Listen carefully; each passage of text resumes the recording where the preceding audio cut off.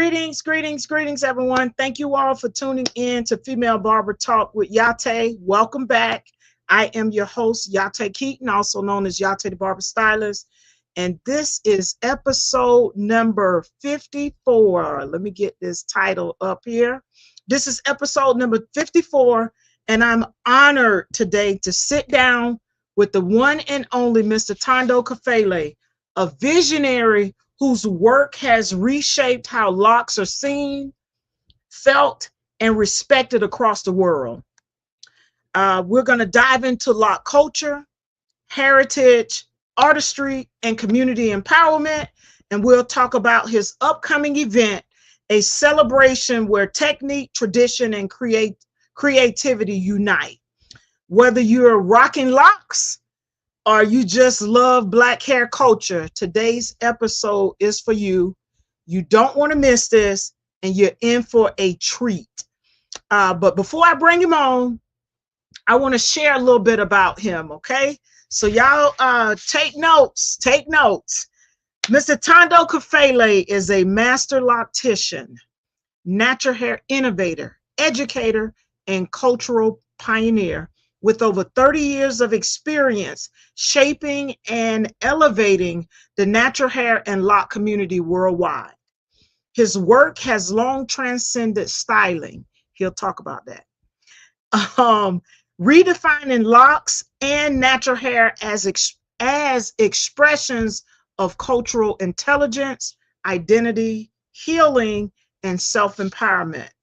Known globally as the King of Loc, Thando approaches hair as a holistic and ancestral practice, honoring African heritage while challenging misconceptions rooted in colonial beauty standards.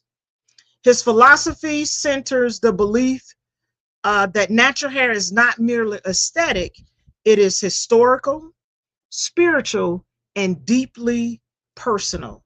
Beyond the chair, Thando is a mentor and educator who has helped cultivate generations of locticians and natural hair care professionals like myself.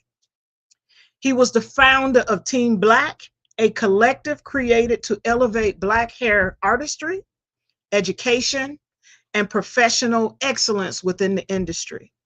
Continuing his legacy of innovation, Thando is the creator of AI, not the one you know.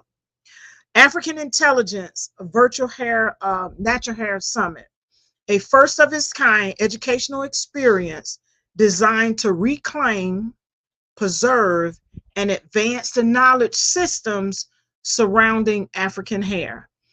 Through his life work, Thando Kafele remains committed to restoring dignity, pride, and consciousness to the crown. Let's give a warm welcome. I don't have the hand claps, but let's give a warm welcome to Mr. Thando Kafele, aka the King of Loc. All right, let's bring him on. Welcome, King. Thank you for taking time out of your Sunday to grace us with your presence, knowledge, and wisdom. I'm excited about this this episode. I'm always excited when I talk to you. Thank you. It's the knowledge, the wisdom, just insight in general. And let me get this link to you. Okay. Insight in general. You got it? No, I didn't get it yet. Okay, hold on. Y'all bear with me. I'm gonna go ahead and put this first question out here to him while I am preparing to send him this link. Tell us about your early beginnings to becoming the King of Loc. Let me find this here and get it over to you real quick. There we go. Can you hear us? I hear you. Okay, I'm sending the link now. I just sent it. I just sent it to you. Okay, I'm gonna post it on my Facebook, correct? Okay. Yes, sir. Welcome, everyone. You all have joined episode number 54. This one is so humbly and graciously entitled Locs, Legacy, and Liberation with Thando Kafele. And you all are in for a treat. We're going to talk about his upcoming event. For those of you who don't know who this world-renowned master loctician is, you're about to find out. We're going to get a history.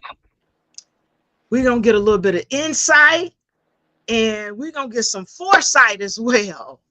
We got folks, thank you for joining, Sandra. Yeah, I'm back. Thank you for your patience.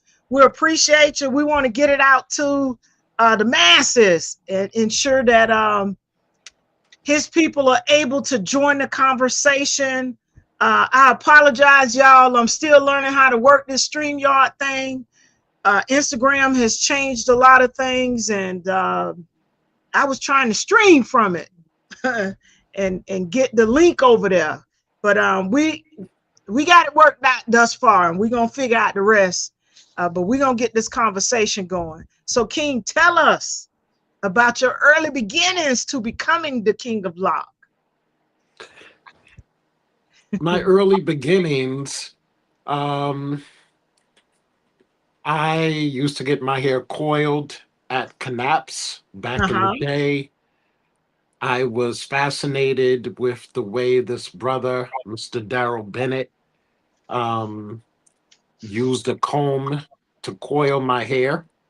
I took on the work of doing that through my fascination.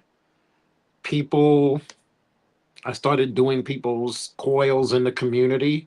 People started to say I was good. I had no intention of becoming a hairstylist. I was working in corporate America. I was trying to become a rap artist. Parents didn't support that. I got tired of working for the establishment, and I wanted to do something that I felt God gave me a talent to do before I had training. And I used that to create employment, and I used that to take care of our people in the coaching of teaching them to love, honor, and respect the hair that God gave them. And so I was just doing comb coils. I never thought about locks. I never thought that wasn't in my thinking. But I decided that I was going to leave corporate America, and I sought out Locs and Chops.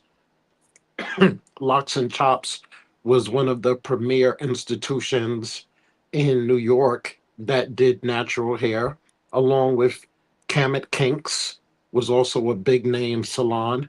And that's where I got my training from, which extended me doing comb coils to doing locks. Okay. So you started with getting your comb coils done. Yes. To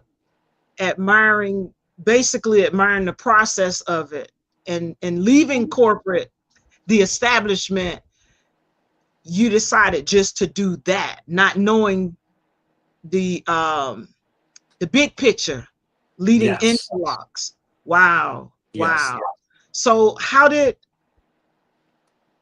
locks get introduced to you? Was it something that just kind of naturally flowed from doing comb coils? My mom had locks when I was 7. I'm now 57. So rest in peace, mommy. Um, my mother introduced me to locks Okay. unconsciously. Wow. So that really, that's all you saw from that perspective Fro- is Locs, because you had your mom, your role model, the the precious figure before you that donned and showed off these luscious locks. My mom was about culture. My mom um, was inspired by Angela Davis, by Wow. Che Guevara, Malcolm Martin, the Messiah. And so my mom was my mom was different. She chose to wear her natural hair. Um, and that was different for me because there Wow. were so many other visuals that was not like my mom, to the point where my mom used to tell me that I told her not to come to my school like that. Oh, wow. Wow. And later in life, we always laughed that she said, I can't believe the little boy who told me don't come to my school like that, Is now, doing look. locks for real. Wow. So Sandra says, so mom was the catalyst to locks.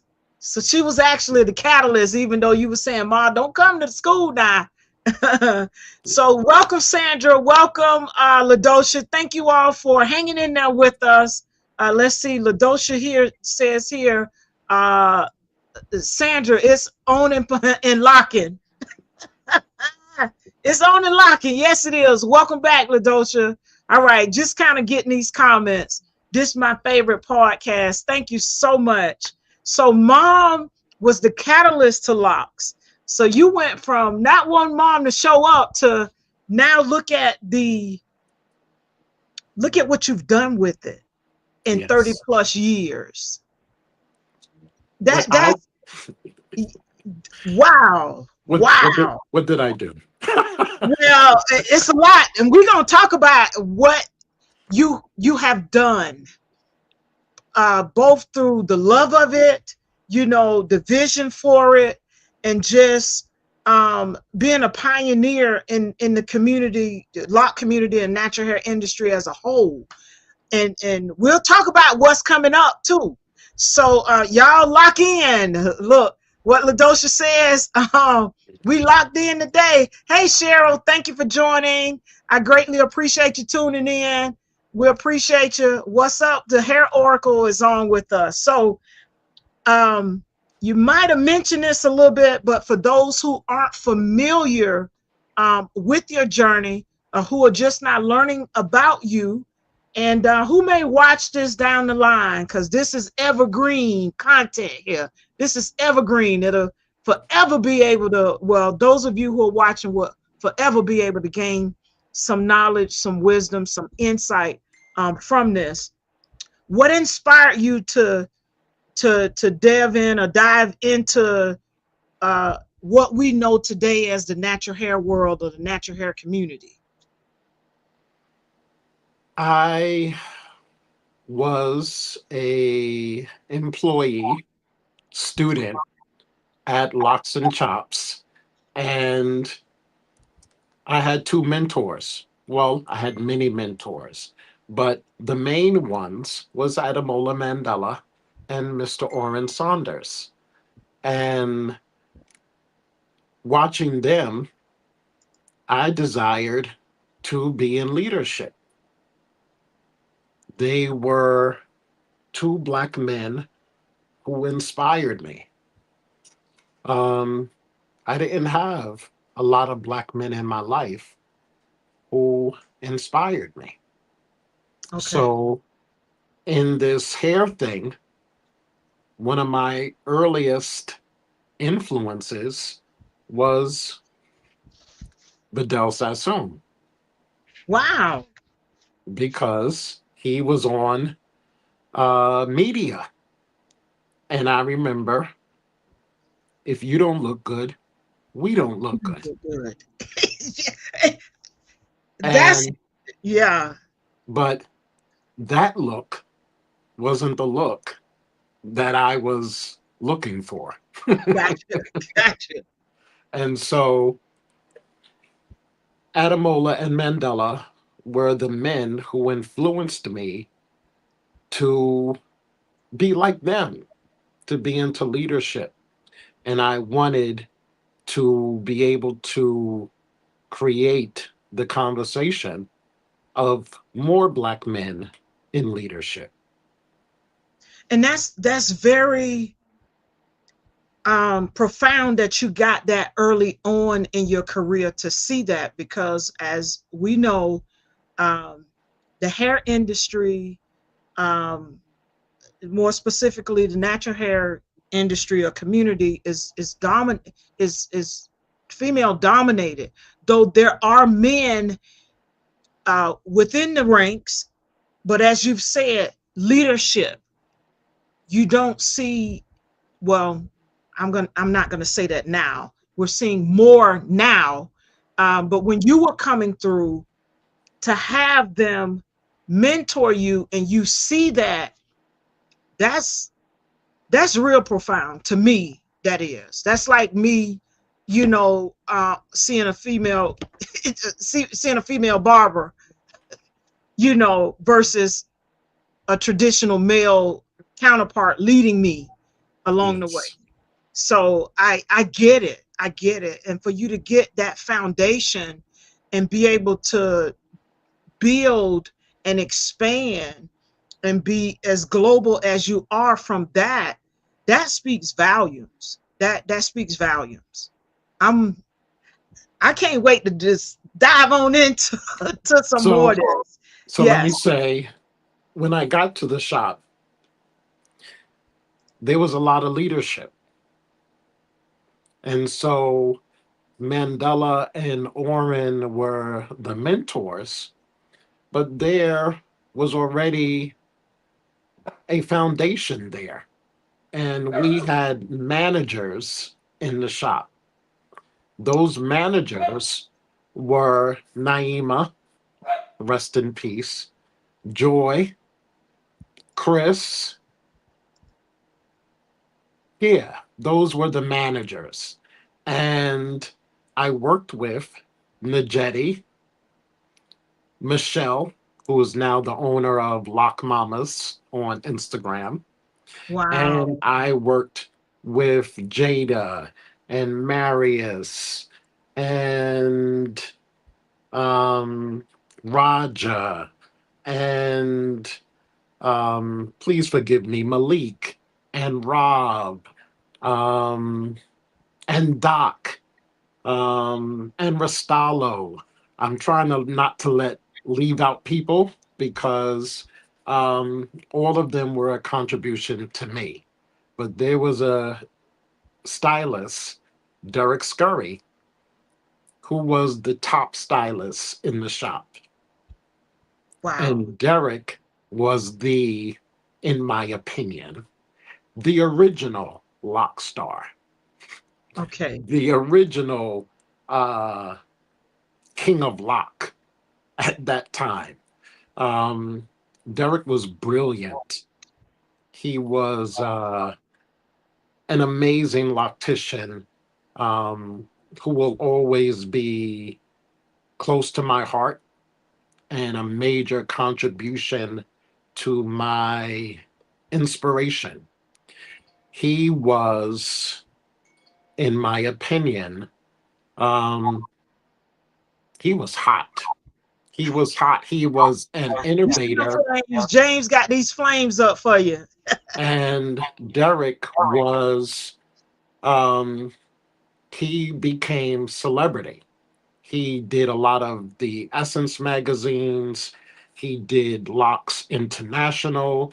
He was featured in the book, the coffee table book, Dreads. Okay. Um, he did major beauty campaign ads. Um, I was remembering after work, I asked Derek, did he want to hang out one day? And he said, no, I have to do some work with Essence. I have to do some lady. He said, do you know who Yolanda Adams is? And I was like, Derek, are you serious? And this is like 20 years ago. So Wow. Derek, from my knowledge, solo handedly did about 15 essence covers himself. Wow. Derek was celebrity, and I wanted to be a part of that. But Derek didn't share a lot of his celebrity with me. So I decided that I was going to take the road of community. So Derek was celebrity, and I became community with some celebrity highlights. But Wow. rest in peace, Derek Scurry. As long as I breathe, I will always speak your name, and I will always miss the laughter. And yes, Wow. rest. Wow. So it sounds to me, uh, when you were in that environment, not only did y'all have community, you all had a structure similar to a barbershop, a salon, managers, and in the natural hair, I, I guess you could say natural hair sense, It but it was a was, barbershop. oh, So okay. See, so Locks and Chops was Locks and Chops. So we had thank you. and we had two locations across the street from each other, See, I did not know it was a barbershop as well. Locks and Lots and Chops. I get it, chops. And so we had two shops, and one was the lock shop and one was the chop shop. Wow. Yes. Okay, okay. You got some folks. I want to shout out your folks. Thank you for joining. Brian, Michelle, James, Fifi. I think it's Fifi, I love and Fifi. I Sandra. love Yeah, Michelle. I love Brian. everybody's shouting you out. Everybody's shouting you out. I just want to share those comments, I um, miss Michelle. with you as well. So you say it was, you had two locations, Yes. and explain again. You say one was barbering on one side and locks on the other side.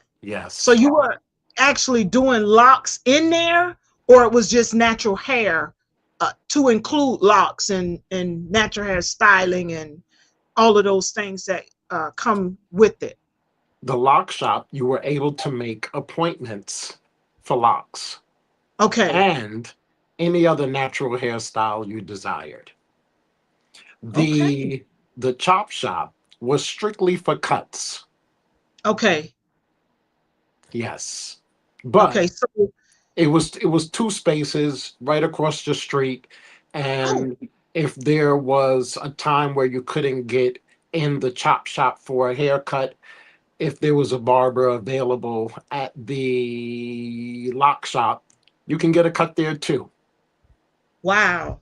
So y'all was, it was already a thing then. It was a thing. It was a thing then. Yes. Wow. So But getting your, it started with Knapp's. And if okay. anybody is from Brooklyn, they had a location on DeKalb, they had one on Fulton, and they had one on Flatbush. And that was one of the first institutions, if not the first, where there was a business created around people getting their kinky and nappy hair did. Knapp's, kinky and nappy. Knaps. Hence the name, y'all. Knaps. Kinky Yes, and and naps. nappy. And nappy. Wow. Mm. History. Cheryl, Dr. Morrow says, great memories. Great memories. All right. So hopping into the main part of the discussion, I want to ask the first question. What does the title, because you're globally known by the King of Loc, what does the title King of Loc truly represents to you? and how did that identity evolve over your career? So I know you're going to tell us about how you got it, how it came about, but tell us what it represents to you, and how that identity has evolved over your career. Because you got that title early on. You got it early on. At least So when I met you some, what is this? Ooh, 14 years ago. You was the king of loc. When I met you, which, by the way, let me put this picture up. So uh oh, let me pull that off and put this one up. So this is, gotta tell this. I was a I guess you would call a spectator, the natural hair community. I would go to the shows, watch everybody, but this was my very first introduction to the King of Loc, thanks to Marlo Scott, a stylist in St. Petersburg, Florida. She introduced me to him, and before she actually connected us, I was standing there in amazement watching him styling this gentleman, dark skinned guy, very long locks, beautiful, beautiful, beautiful. And I'm just sitting there like, wow, we have a king crowning and styling another king. I hate that I didn't take a picture of that style, but it was I won't say beautiful, it was handsome on him. no. Uh, It's huh? beautiful. It's beautiful too. It's beautiful too. Thank you. Well, that's when I met him. I was introduced to him in 2012. My first showing at the Natural Hair Show was in 2010, 2009 or 2010, one of them. But I didn't meet him until 2012. Hmm. So tell us how the name came about, and then how it represents you, and how it's evolved over your career. Because we got to go back to the beginning and how you uh, got the name, for those who don't know. The King of Loc. Mm. Sandra said, we're getting a history lesson tonight. Yes, we are. Sandra, please let me know if I know you personally, but thank you. Um, the King of Loc. I'm sorry, Latoya say, yes, cousin. Great vibes. I love you, Latoya, and condolences on the loss of our cousin, Carlos's mom. Um, the King of Loc. I was in the competitive competitions in Atlanta at the World of, I'm sorry, I was in the Atlanta natural hair competitions. And one of the competitions that I participated in, Miss Marion Council George, natural hair pioneer, stood up and said, you're the King of Loc." Mm. And I was like, I don't get it. I was like, okay. Okay. And so I didn't really get it. I don't really saw or knew what Miss Marion felt or was seeing to put that out there, but I accepted it and then I grew into it. Mm. And so again, if I have to say it a million times, thank you, Miss Marion, Council George, for seeing something in me in that moment that changed the trajectory Mhm. of my natural Mm. hair career because I I didn't get it. And Wow. so being given that title It made me think differently. It made me walk differently and talk differently. But it also Mm, demanded responsibility. And so I just knew from then that this was not something to play with, right. and that I had to be responsible and to know that this is something I grew into. I put a level of work into it so Mhm. that when people hear the King of Loc, that they believe it, or they somewhat believe it. No, Um, we believe it. We believe it. and so I'm grateful, um, because it caused a real shift in the way I showed up in the beauty industry. You know what it reminds me of, King? Um, And I just want to say, Go ahead. okay, I'm the King of Loc, but there's hundreds of kings in this industry. Yes. Just because they don't use that phrase, there are hundreds and hundreds of kings in barbering, in braiding, in Mhm. locks, in Yes. cosmetology, in Yeah. makeup. There's hundreds of kings in this industry. I just wanted to get that out. That's okay. And I'm glad that you shared that because there are kings everywhere within the barber and beauty industry, you know.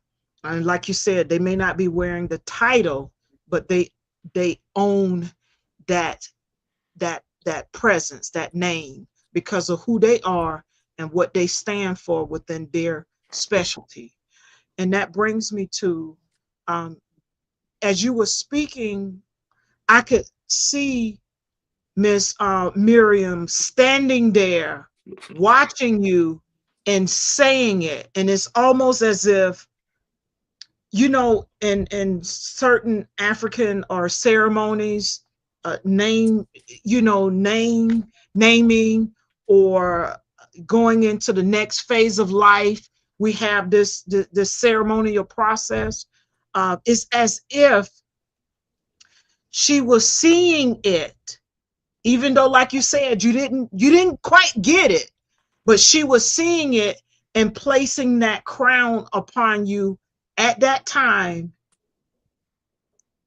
during the show, and just giving, it's like, okay, this is your title.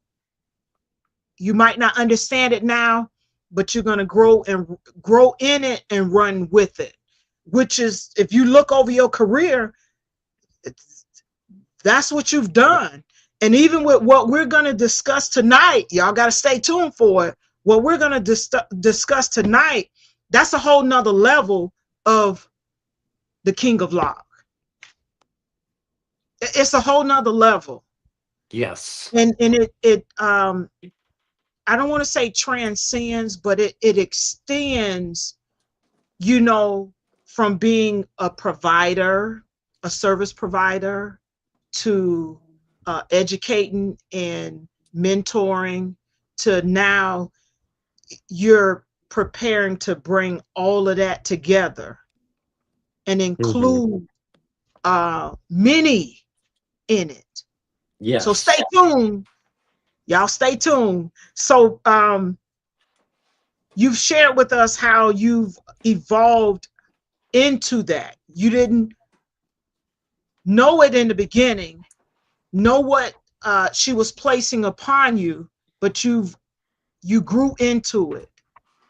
You Yes. accepted the title, but in Yes. accepting the title, you knew it meant responsibility. You knew it meant leadership. You knew it meant carrying, well, at at a point in your career, you knew that it meant, okay, this is how I conduct myself. This is what I say or don't say. You know, these are the things that I entertain or don't entertain. And I see that. I gotta. I'm not going to go into the conversation, but I got to tell you all, I had a conversation with King last night, and um, many of you know, and if you don't, I lost my father some time ago. And when I was preparing to launch my book, I was talking to King about it, and I said something to him, and he was like, "Why don't you?" And I'm paraphrasing. Why don't you just bring him on? And then I was like, you know what? I never thought about that. Well, how are we going to do it? And he was like, have one of them, your relatives down there, get him on. Cause I was telling him that my dad don't know nothing about this social media stuff. He barely know how to work a phone. And he would tell you, my baby was the first person to get me a phone. But nonetheless, he said, get one of them to get him on. Then we had technical difficulties. We couldn't get him on live. So we did the next best thing, which was his voice. And I want to, and I uh, I love I you. want to thank King for the insight, the foresight to see, and you even spoke about it in the live, um, of having those memories. So last night, fast forward to last night, I've been feeling a little down about it. Um, and I talked to him, and though he caressed me with his words, but he also gave me a new perspective, a new vision on not being, not having not only my father, but my mother. And he broke it down in chastisement in a good way, but also how I can take this and really run with it. And what was the song? Um, Sunny Days. Anyway, I just want to say thank you, um, Can you stand the for, rain? yeah, can you stand the rain? Thank you for embracing your position. Because what you all see in the forefront is who he is in every way, shape, and form. And I'm so grateful to have seen you from afar to now be connected like I am with you, to the point he even wrote the foreword of my book, and I'm so grateful for it. But nonetheless, I thank you for taking the position and owning it, and leading by example, and setting the standard, being the standard of how we should uh, carry ourselves. Uh, but enough about me and you. I want to get back to the conversation with you. So my next question for you is, your work emphasizes, and we're gonna build upon that event, emphasizes Locs as both um, a cultural expression and spiritual identity. How did you first recognize the deeper meaning of Locs beyond aesthetics? And I know your mom played a role in it, but as you begin to offer the services and really get into um, your craft, your love, your passion for it, uh, how did you look beyond aesthetics with Locs? How did that develop? How did I look beyond aesthetics? In my opinion, I see locks as the first hairstyle on the planet. And I also see locks as the last hairstyle on the planet. when Black people, our people, melanated people, choose to wear their hair in its authentic, natural state. Locks is the alpha and the omega to me. Everything else um, is part of the nucleus, Mm. braiding and barbering and weaves and all of that. But locks is just like it's the natural for me.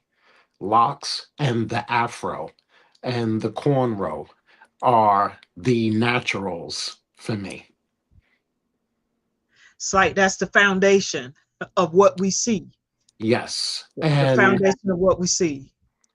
I think that the institution of knaps and locks and chops with the concept of grooming, because before grooming, people just palm rolled. Wow. I got a couple. I'm a throw in here. Ladosha says, why does he see locks as the first hairstyle on the planet from his position? And then there's another comment. Because what did they do? What did the people in biblical times do? They didn't have combs, they didn't have brushes, they didn't have afro picks, and they say that Samson had locks. And so Samson, from what Hey, they I weren't manicured, huh? They were freeform. well, that's debatable. That's debatable. Okay. Yes, because Well, if just thinking, if we didn't have those tools to, kind of, uh, well, they said Samson had 7 locks, oh, and he from had wigs. No, I'm just kidding. and from what Okay, I so, and what I know, from what I understand, uh-huh. Samson was a pretty confident dude, and Mm, I believe in my head that before Delilah cut Samson's locks, she had to be styling them. mm. She had to be taking care of them. In So order to get him that close where I she can, I gotcha. I believe Delilah was probably one of the first locticians, and yeah, All I right. believe that before everything else, people wore their hair naturally and they locked it. Mm. Sandra says locks are the alpha and the omega. Go on with your bad self, King. She also says here, I sported my afro into the late 80s. Samson wore locks, yes. And James says, he's laughing. James laughing. So you believe Delilah was the first stylist, and I just know that Delilah cut his locks, and yeah, I don't know if they were a unit or a couple, but I believe that before she cut them, maybe she took care of them. right. I can agree with that. I can agree with that. Now, when you think about it, how you have uh, uh, given us a visual and knowing the story, I can see that. I can see that. And maybe it's just my story. Okay, I can see it though. For real, for real. I can see it. I can see it. So my next question for you is, how have you seen lock culture change over the last, well, you've been 30 plus years. So instead of 20 plus, I'm going to say as long as you've been in the industry, in the community acceptance and the industry. So let me rephrase it because I cut in. How have you seen lock culture change over the last 20 plus years in the community, acceptance, and in the industry? So from the time you started to now, there's some similarities. Has it really changed? some things the same? I believe the time when I came into the industry, people loved locks and natural hair differently. Okay. I think there was a great pride in wearing your real hair and celebrating culture and celebrating health. I believe that when you wear natural hair, or when I speak natural hair, it's a conversation between culture and health. And I never speak about natural hair unless we talk about health No. and culture. I believe that when the institution of Knaps and Locks and Chops created grooming with a comb, it created an aesthetic that more people saw locks differently, that more people, locks was more digestible for them. Okay. It created, in my opinion, it created, it went from style to artistry. It went from aesthetic to commercialism, which is a good thing. Hmm. But I'm a purist. I am a natural hair militant. And Is that within the, camouflage you got on now? You got on your army fatigue back there? yes, Okay. within the aesthetic, and it's been less about culture. Okay. It's been less about health. It's been less about a lot of things.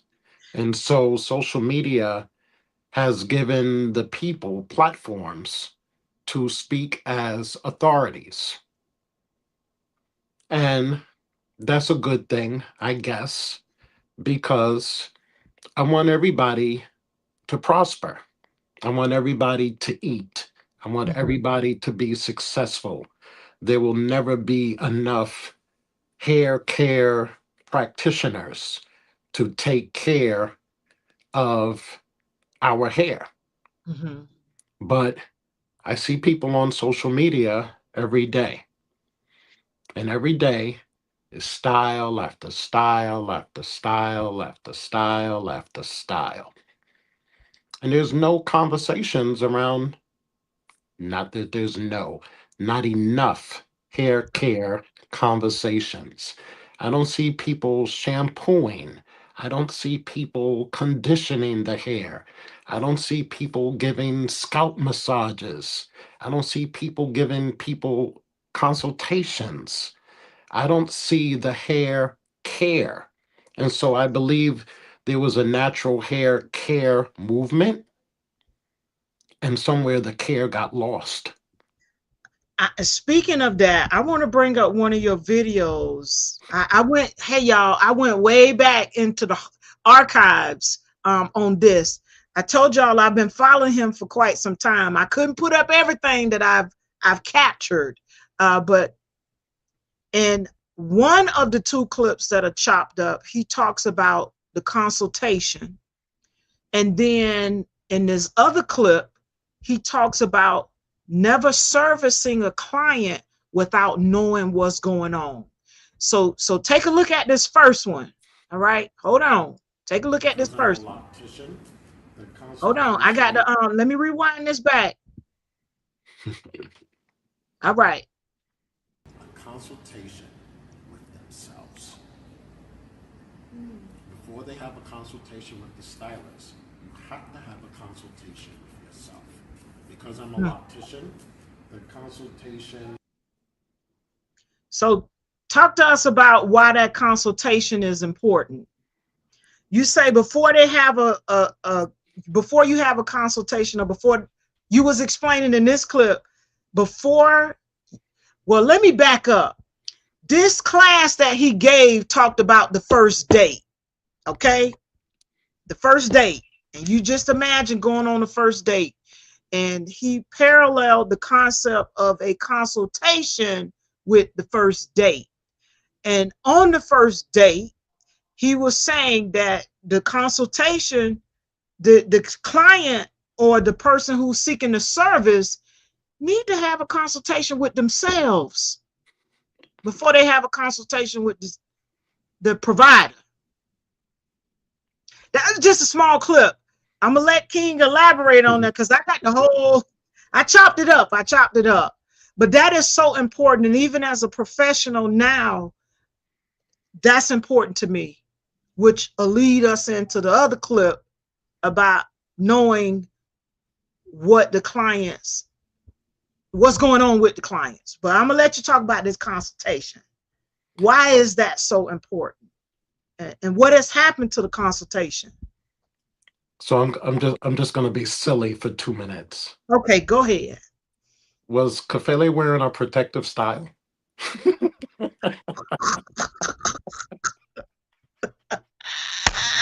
Was I wearing a protective style? Hey, hold on. We're gonna bring it back. I'll bring it back on the stage when we go to the next clip.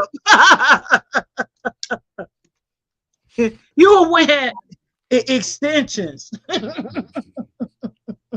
So yes, um, the first date, a master class to consultations. Mhm. I am so tired of seeing people on social media having upsets with stylists and stylists having upsets with clients. All of these upsets and all of these disappointments can be eliminated if you With the just consultation. purchase if you just purchase my new ebook, The First Date, a masterclass to consultations. Okay, I'm gonna put that up. The link is in my bio.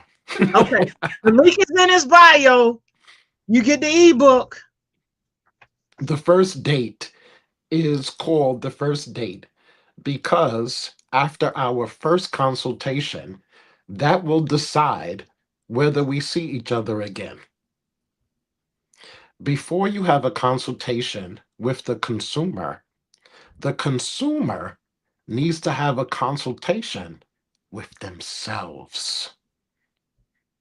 Am I ready to start the locking process?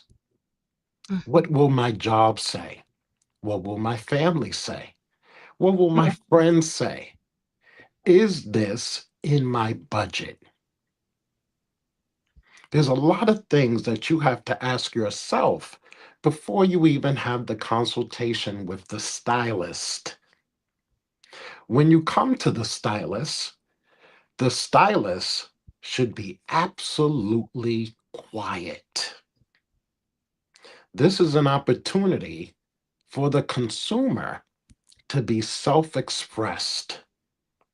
You, the stylist, should be listening intently, intensively to one, see if this is the right fit for you, two, Mhm. and if you can honestly fulfill their expectations. Honestly, not in a space of scarcity, not, I'm trying to get this money.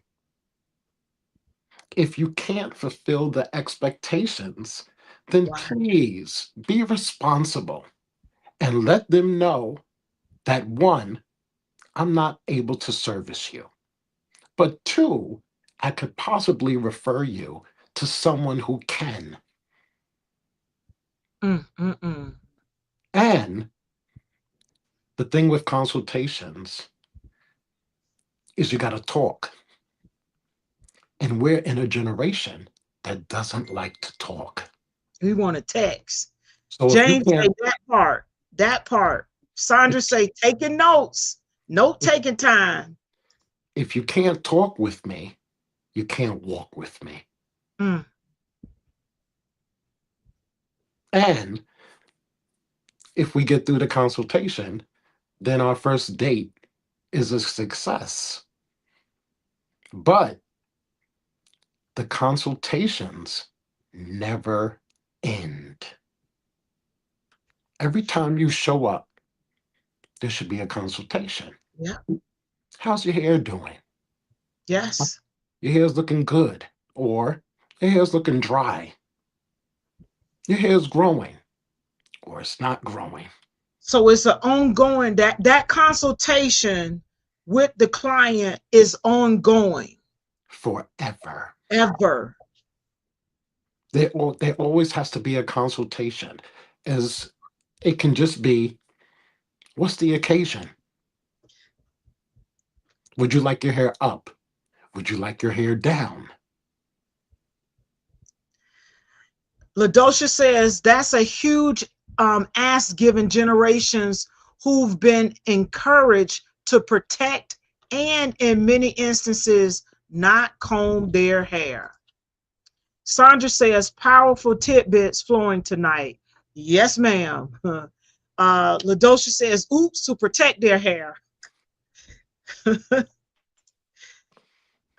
And to piggyback off what you just said, I want to bring in the next clip from that master class that you did. I'm always in. Hold on, I gotta rewind it back. My bad. Give me a second, y'all. Let's play it. Never service a client until I know what's going on in their life. Are you going to a wedding? Is it a job interview? No, I don't want nothing special. Every day is special. I'm always in. Mm. He said he want to know what's going on with the client.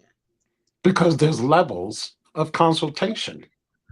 And so sometimes it's not just about the hair.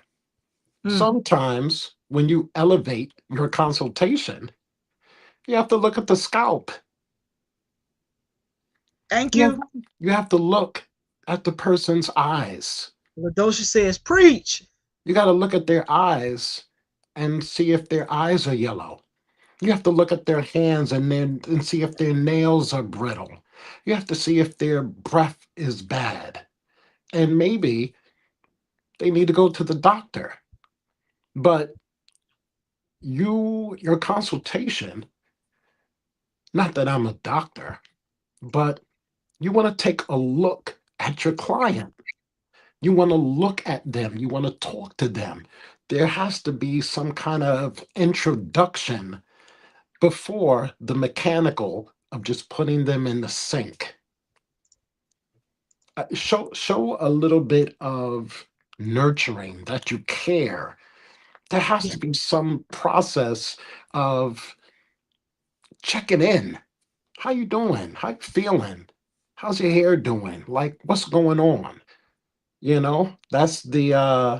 That's something I don't even know what I would call it. Checking in that I would like to be in a curriculum. Yeah. Self check is we checking in with them, and like you say, it makes sense. Every um, appointment or every service, there should be a consultation, and you are looking at them. You're examining, what's going on, not just physically how they feel, but in looking at their hair and their scalp and all the other body parts. That gives you a visual, a picture of what's happening. I had And a maybe, client. go ahead. I had a client and their new growth seemed a little stressed and weak. And so I said to my client, "Are you scratching instead of using fingertips? Because when you scratch, you're pulling the hairs out of the locks. And that could be done by the stylist or it could be done by the client or it can be done by both. Mm. And he said, Kafele, I'm not scratching my hair. I said, I don't believe you. He said, I promise. I'm so tired of you giving me that speech every time I come. I'm not scratching my hair. Well, And what are you so doing? and so he's a young man. And I Uh-huh. said, I'm gonna call your mom. And I was like to his mom, what's going on? Is he scratching? And she said, Lele, I don't know if he's scratching, but I'm the one who pays for his hair. And if he's not gonna take care of it, he's just gonna cut it off. Mm. And he said, Kafele, I'm not cutting my hair. And so I had to go a little deeper. I had to Mm. ask his mom, was he on medication? And she was upset.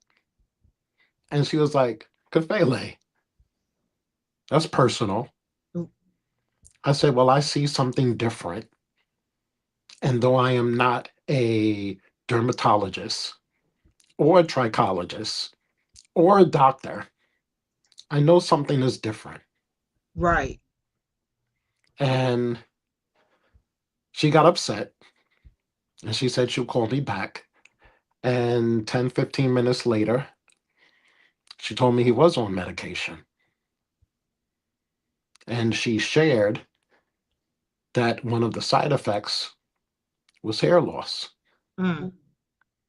And she was like, I'm going to have a long chat with the doctor because they didn't tell me that. And I was Wow. like, they don't have to tell you. You need to be smarter than your smartphone and you need to Google the side effects. And so he either stopped taking the medication or he had a lower dose or he did something different and his hair eventually got stronger. Sometimes you just need to take a break and let your hair rejuvenate itself. I, mm. King, because of the teaching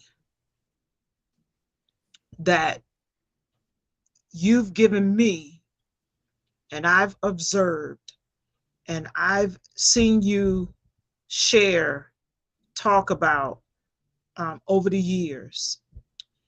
Um, I had a client. We started as Locs. I did a consultation.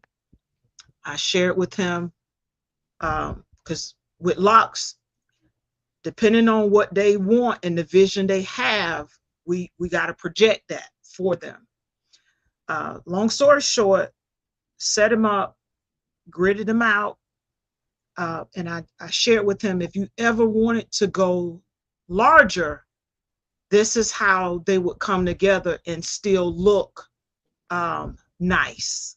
I'll just say that. It still look nice. So this gentleman is young and he's also one of my autistic um, clients. That means he's gifted. He's getting thank you. He's getting because I always say they're gifted on another level, and all of them are.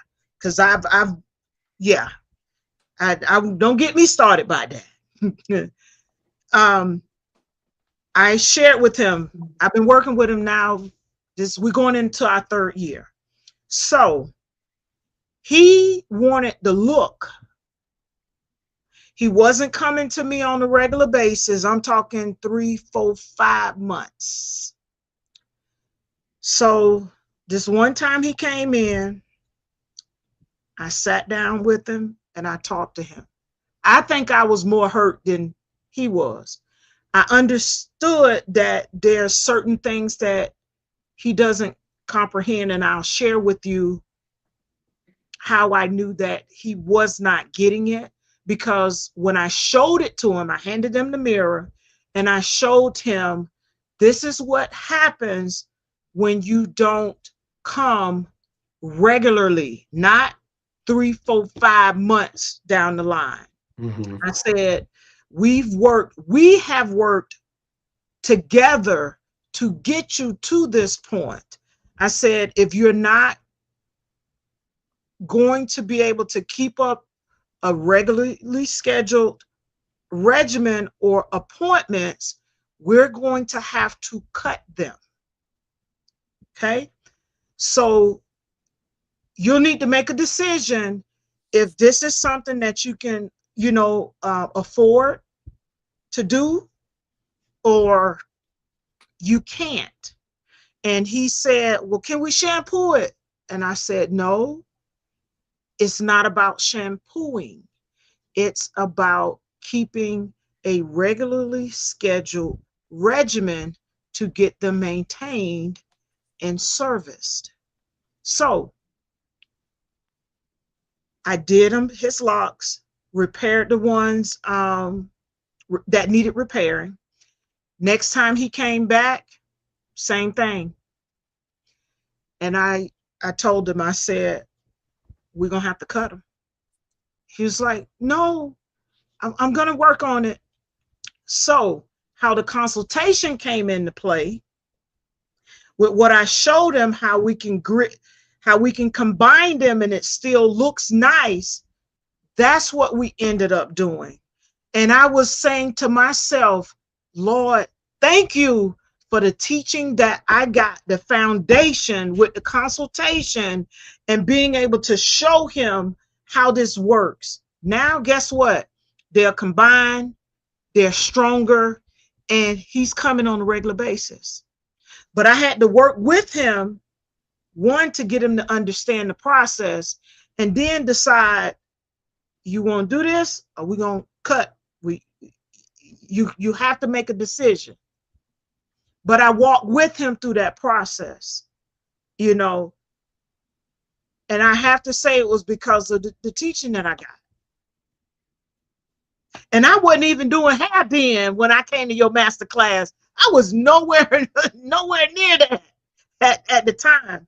But I just Working, want to, yeah, but I working want with the community, to, right, right, working with the community is practice, and the practice never stops. no, And so it's challenging. it And is, it, and if you, it's like, it's like when people say, "What's up, brother? What's up, sister?" You got to live that. And so don't say brother and sister if you're really not going to treat me like one. And right, I don't say it if I'm not really going to treat you like one. right, So black people have to have more patience with black people. yes, But being in the industry for so long, I've become just a little not as emotionally attached as I used to be. It's still there. I can't yeah, help it, you know? Um, I had a client who cut their locks off and they just cut them. They didn't say goodbye. They didn't say they were going to cut them off. And I just see them on social media with no locks. right, And then a year later, he decided to start all over again. And so it's just I become sometimes too emotionally attached yes. uh, to And then situations. that situation I was, because I know the dynamics of it, and it was something he talked about and he wanted. And then to get to that point, and I told him, I said, I think I'm more hurt than you are. I need not to just take this personally, to that extent. To I just kept looking at him like, what are we gonna do? Because the But consultation is also an agreement. right, It's a it's a right, it's a contract that if I do this and you do this, we will stay in relationship. right. If you Right. don't do the things that we agreed to, and if I don't do the things that we agreed to, we could have a divorce. Right. Right. Let's see. Latoya says here, this is so much knowledge tonight. Thank you. I am going through this thinking of my locks. I love to get my locks scratched all the time. And also my medication plays a factor in it. I'm hurting my own locks. I will be making changes. See, these are Lat- the conversations. Yeah. Latoya, Latoya, when I come to Thank you for South Carolina, sharing, Latoya. Thank you. Latoya, when I come to South Carolina, I'm gonna do your hair, and I just want to play the food. That's it. Where's Latoya? Cause look, if y'all in Columbia, you can come to me, come over to the house. Cause I want to be a part of that too. She's in South Carolina. Okay. Um, wow, King. This it's amazing. This brings me into my next question concerning locks. For folks, individuals just beginning their natural hair or lock journey, what guidance would you offer, especially around patience, self esteem, and authenticity? I got some heavy hitters. I couldn't come with the same questions and stuff that I've watched many interviews. Yeah. Which one first? Um, whatever you decide. You know, you choose. Okay. Miss Gwen says, y'all can come here. Oh, come to her school. Latoya, yes, I got you. Okay, thank you, Latoya. Thank Miss you for Gr- tuning in, Miss Gwen. That's my barber instructor, Miss Gwen. She owns the school, Diversity Beauty and Barber Academy. There on Assembly Street. Yes.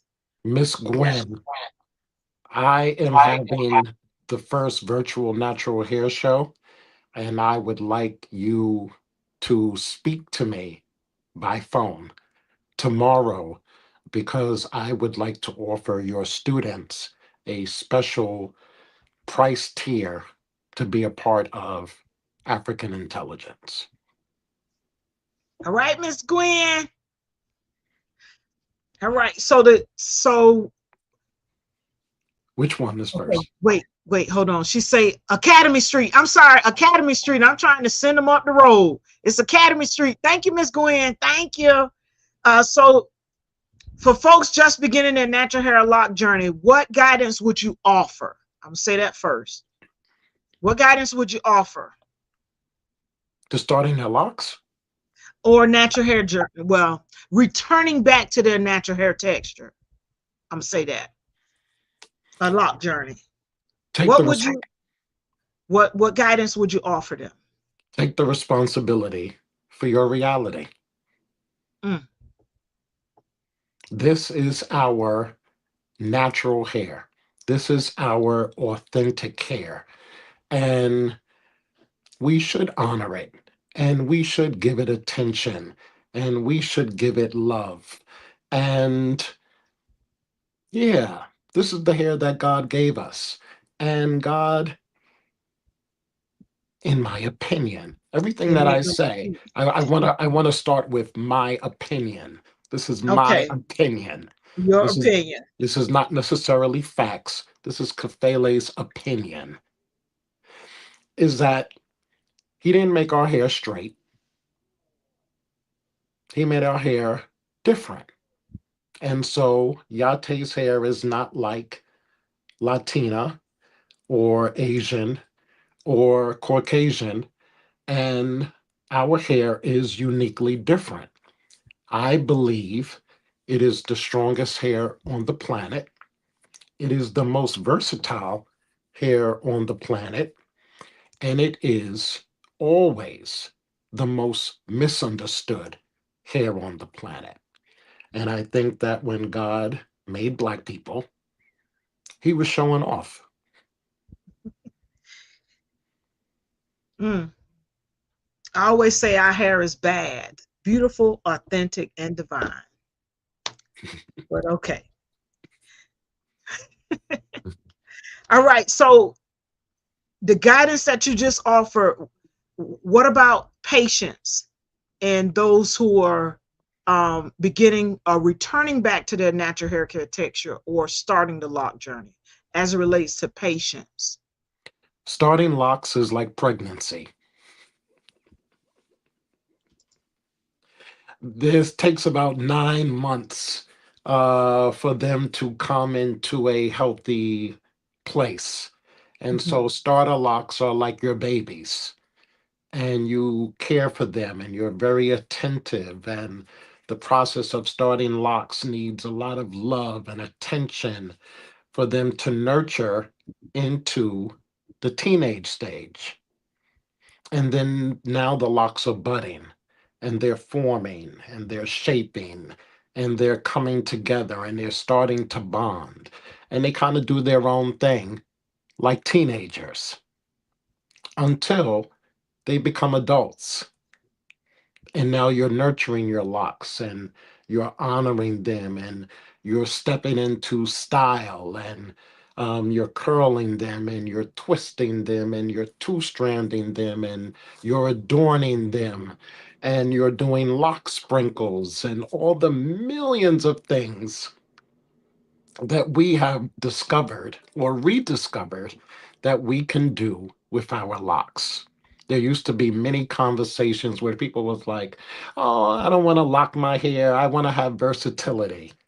What? You think I that was one you of the can ones that said I've been considering, I've been sharing it with you. I've been considering laws, but I don't know you because of the think versatility. that Yeah. you can do more hairstyles with other hair than your own? You haven't even tapped into the millions or trillions of things that you can do with your real hair before you start stepping into other hair. Erica says this. Erica also says, my brother always dropping knowledge. Yes, showing off. And Sandra say the king has opened up the gates of knowledge tonight. Great podcast. Thank you, thank you, thank you. I was intentional about, my questions because I wanted to build from your beginnings, your career to your specialty into the event. The the event. And the Yeah. last piece was self esteem, right? Yeah, self-esteem and authenticity. Yes. So, besides being a loctician, I call myself a self esteem specialist. I coach people to feel great about wearing their legacy hair, Mm. their legacy hair. This is a part of their inheritance. If you see any sister with locks, and I'm not talking about any other hairstyle, Uh-huh. but who black women are so beautiful I love in it. their grounded, authentic spaces of locks, afro, ball head, short haircut. There's nothing more powerful than a sister with her sister hair. When you see a brother with locks,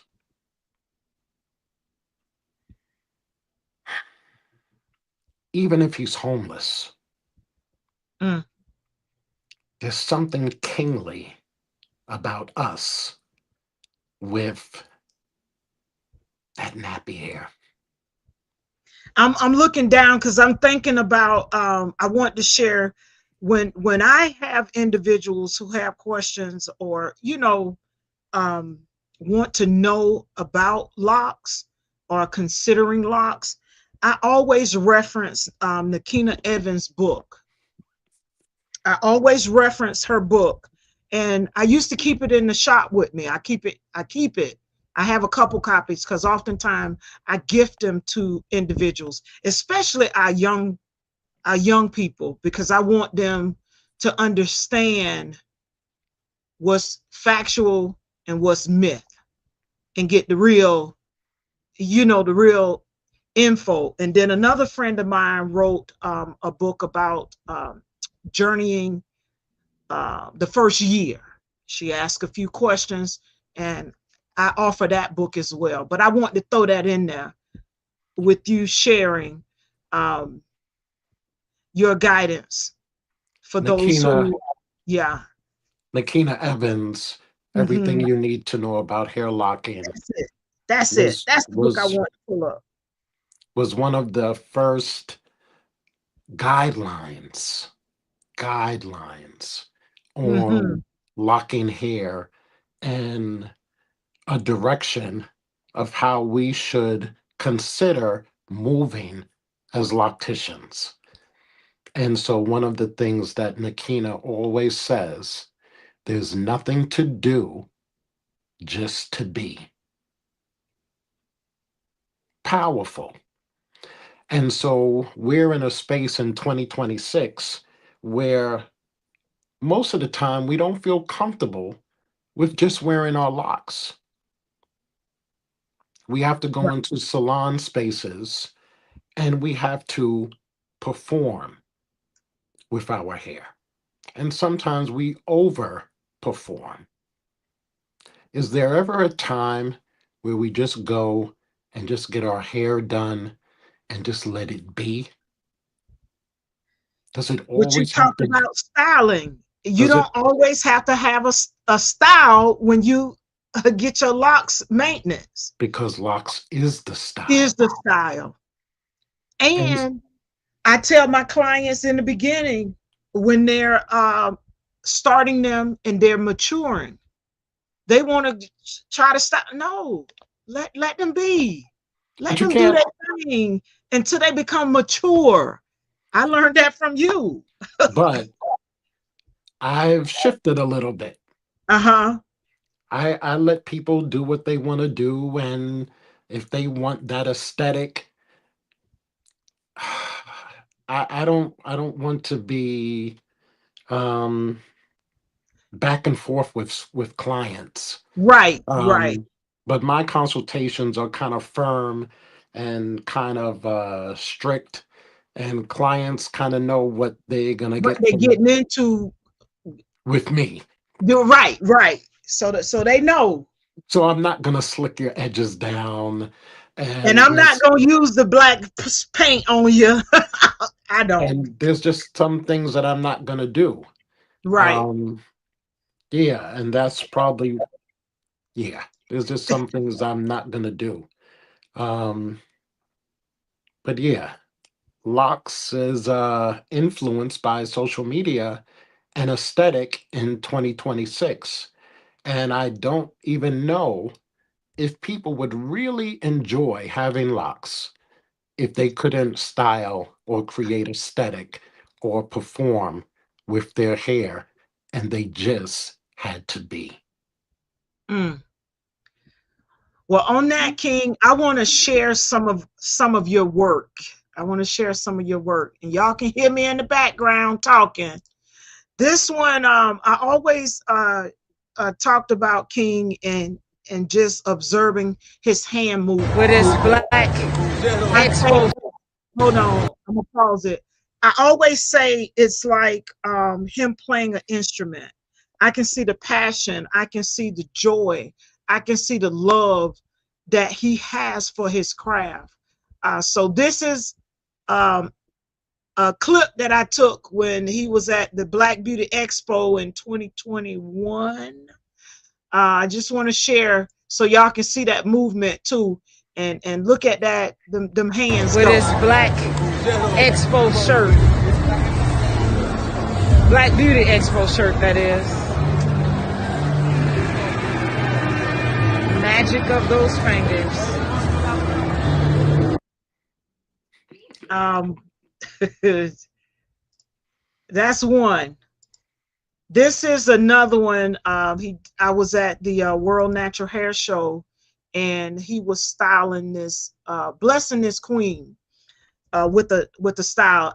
She walked by, and her locks weren't styled, and I think she might have passed by previously and saw you styling someone else. So I'm gonna go to the gentleman that you were styling first, and she asked, and you did her hair as well. He's like, sure. The king of Now, this is action. very cool I'm because always I getting get to footage. introduce a group of young ladies and family. But first, let me see the I music. don't I own the got my rights to the little. music in the background. It was a hair show, y'all. This So black ex let me remove that one off the stage. Hold on. I got a little too much stuff up here. Hold on, King. So this is the young lady that asked about uh, the style, and I'll share the final look too.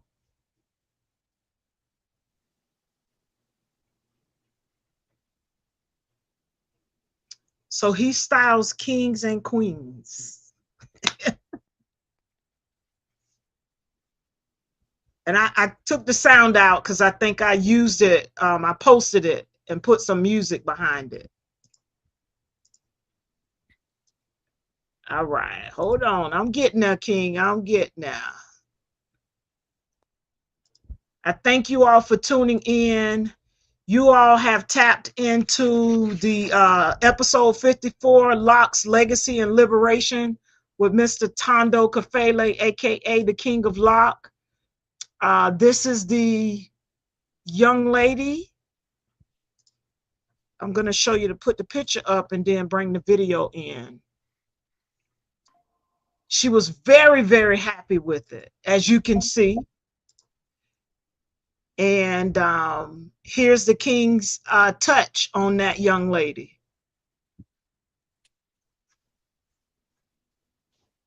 I don't know if you remember this one, but I sure did. She was so happy, King. She was so happy. Mm, mm, mm. Thank you. You're welcome. Any other tips you want to share before we get into Erica says beautiful. James says beautiful. Thanks, guys. Mm. So we're here to talk about your upcoming event. That's what I really want to get into. We're here to talk about your upcoming event, African Intelligence, the virtual natural hair show. What should your audience know about why this matters and how it celebrates the natural hair community, lock culture, and the barbering industry? If you haven't got your tickets, get your tickets, scan the QR code, or go to his page and hit the link. African Intelligence, the first natural virtual hair show. The first virtual natural hair show led by a man. Mm. The first virtual natural hair show led by a black man. February 15th and 16th during Black History Month. Mm. This Black History, we create new history. The hair show, as you know it, has changed. The African intelligence experience is two-part focused. The first part is education. The first part is the economy. Our great grandparents, if they tried to learn anything, they were usually hung. Mm. They were usually killed. And we always need to be enrolled in education. We always have to keep learning. And the first day from 10 or 11 a.m. to 7, you will be able to get 3 to 4 educators a day. You will be able to get for the VIP ticket of $99. All of the educators, day one and day two, access to the competitions, access to the roundtable panel discussion, Mm-hmm. access to the African Intelligent Awards. You will get 6 months of replays. Any other hair show, you will have to go there and try to learn and take notes. You can bring your phone into the classrooms. You can't record. And it makes it really hard to access Mm-hmm. the information. With African intelligence, we give you education and we give you access. There's no more plane tickets. There's no more hotels. There's no more Uber to the airport. There's no more looking for pet care, looking for child care. All you need is Wi Fi, a phone, your tablet, or a desktop. We are giving you for $99, 6 months. $99,000 worth of information. We have a special tier. I'm speaking to you, Miss Gwen, for colleges and students, a $29 tier for students. $29. And then there's a $49, and I believe there's a $59.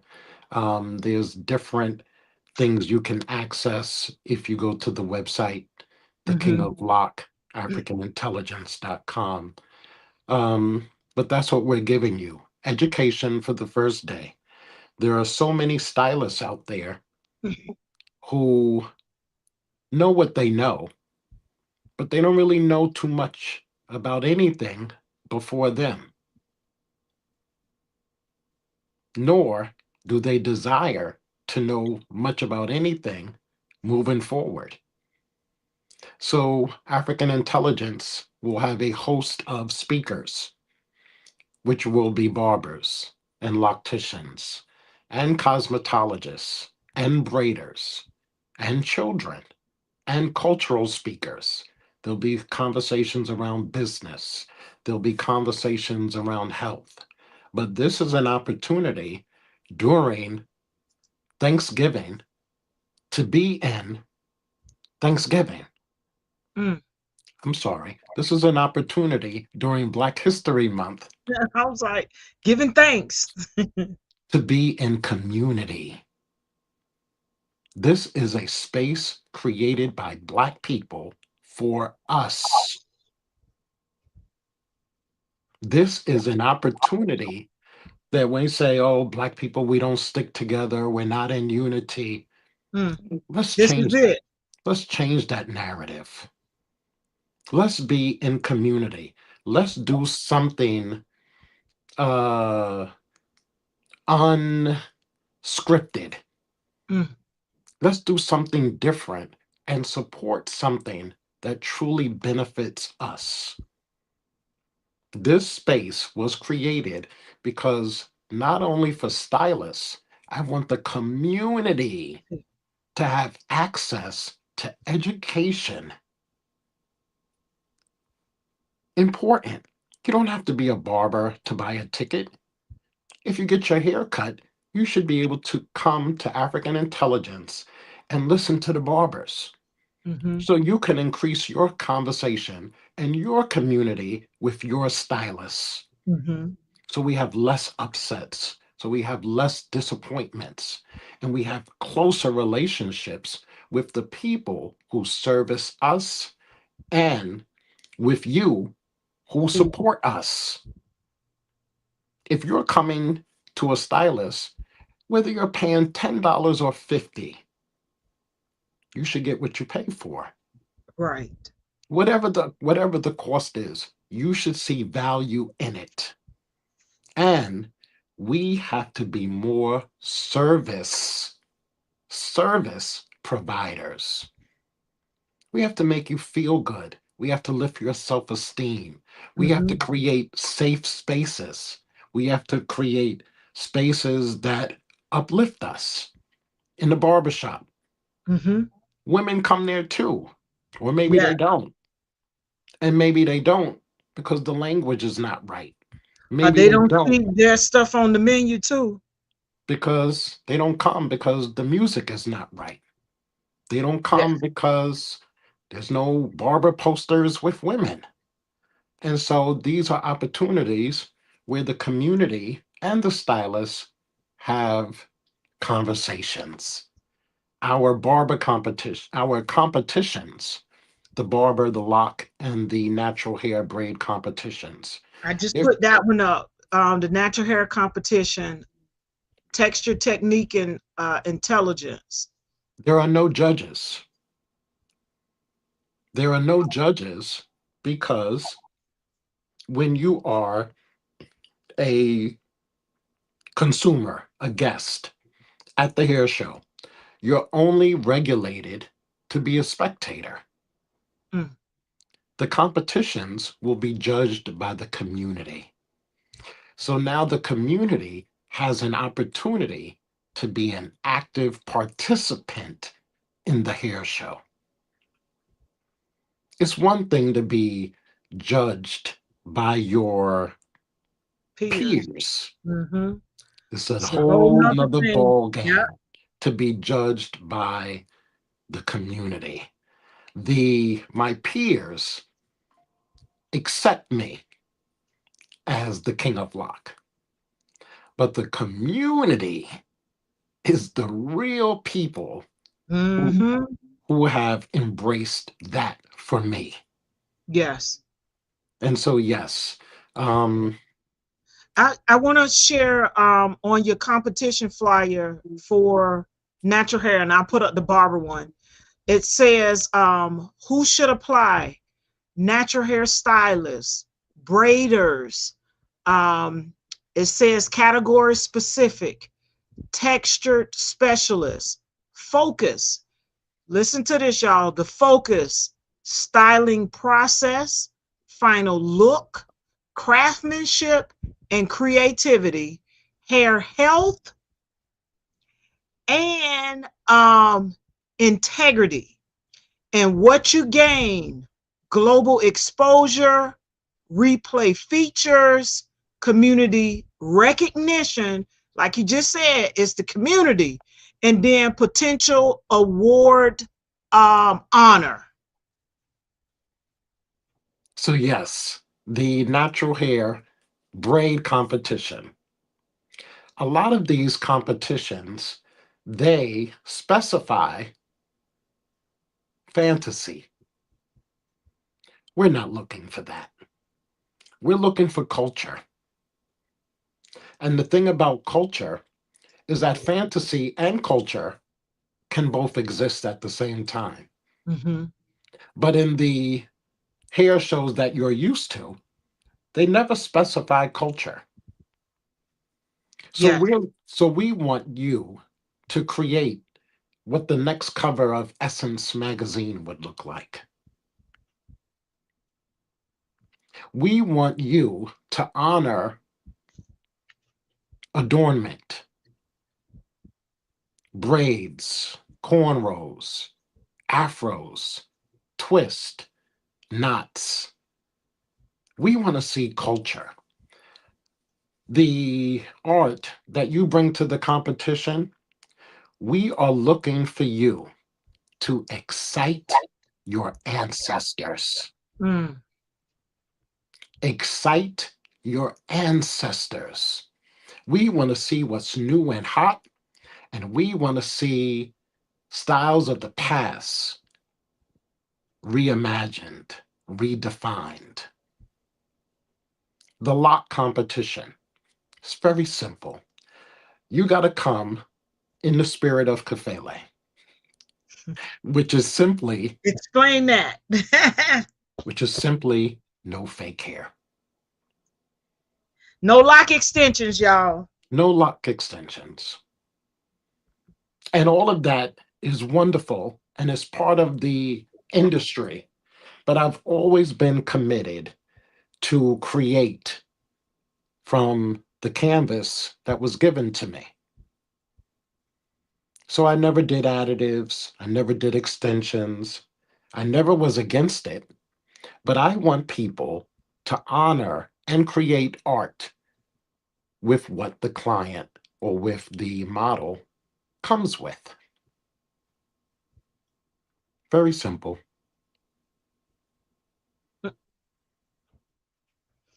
So tell us about the barber competition. I'm going to put that flyer up as well. I want to see artistry.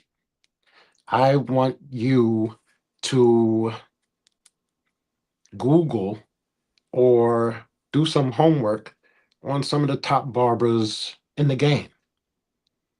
I want you to create great work as you've seen with Mr. Pacino. I want to see great work that has been done like Yusef the Barber. I want to see great work by things that Curtis Smith has done. And there's also a great bunch of great women barbers who do great stylist work as well. I desire that you choose female models because women don't necessarily see barbering as beauty. Mm, They go to the cosmetologist, they go to the braider, they go to the loctician, but there is not really a trust when women go to the barber because there's not a lot of barber posters mm-hmm. That is with, so true. with women. Um, and yes, if women don't see visuals, then they don't have trust. So, yes, these competitions and African intelligence as a whole is very strategic. And there are just things that I've experienced in the hair show Mm-hmm. that I needed to be more magnified. So over the years, you've been able to see the gaps in, I'm gonna just say services or the gaps. Not that it's necessarily bad, but just how we can improve. I And, wouldn't call them I and wouldn't call them gaps. I just feel that the level of okay, competition should shift and it should be a little bit more focused. okay. Which brings me to for the barber competition, we're looking for sharp lines, smart craft, a global stage. Who should apply? Licensed barbers, apprentice barbers, and barber educators. What to show? Before and after, precision cutting, fade quality, and optional beard work.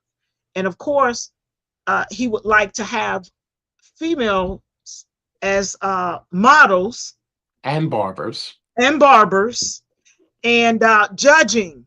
And they don't have to be licensed. Okay.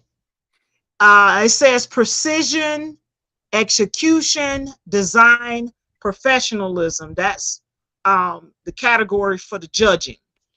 And then the format, you, as with the natural hair competition, you have to pre-register. What is the pre-recorded cut preferred. It's on a live Zoom demo, a live Zoom demo.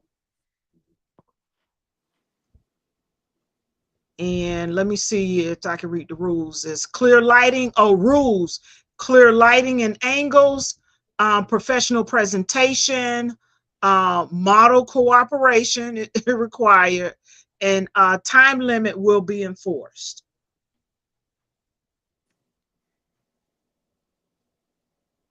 Did I do a good job on that one, King? Yes, ma'am.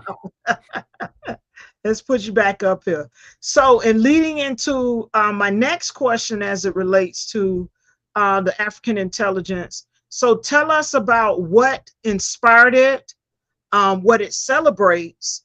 You touched on that a little bit from introducing us to the event, and what it means for the culture and the craft. So, what inspired it, what it celebrates, and what it means for the culture and the craft. It's a three-parter on that. What about African? Telling us about African I'm intelligence. sorry. Give me one at a time. Sorry. Okay, so tell us about African intelligence. What inspired it? I went to Dance Africa at BAM here in Brooklyn, and they celebrated the African dance group of West Cameroon. And during the performance, there was AI visuals of kings and queens and elephants and giraffes and black people. And within this artificial intelligence inspired images, Uh-huh. I wanted to know how these AI concepts could speak directly to me. But then I said, there's nothing artificial about Black people. And so I wanted the artificial to be African. And I wanted the African to speak to me. So I changed the C and I put a K for Kafele. And it became African intelligence. And I want the whole world. I want children. I want men and women. I want barbers and braiders and locticians and cosmetologists to be good. I want them to be great. I want them to do better. But I also want them to be African intelligent. Wow. That's And mm, it comes from education and hmm access. Why would you miss out on an opportunity for $39, for $99? Even if you get a VIP ticket, it's less than the cost of the round trip Uber to the airport. I'm giving you an opportunity to get education and access.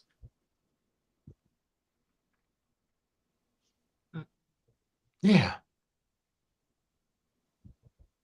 there's no planning. There's no airfare booking and just put on get your smartphone.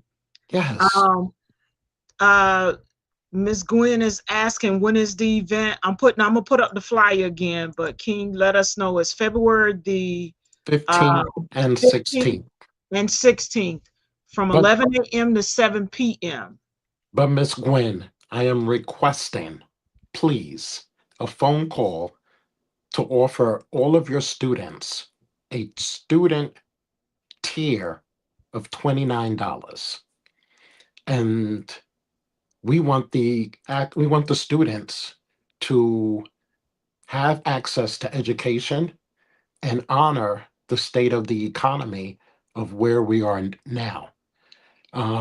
We just got Spelman College on board, Wow. and Spelman College will take care of all of the tickets for the students in their cosmetology department who are interested to participate.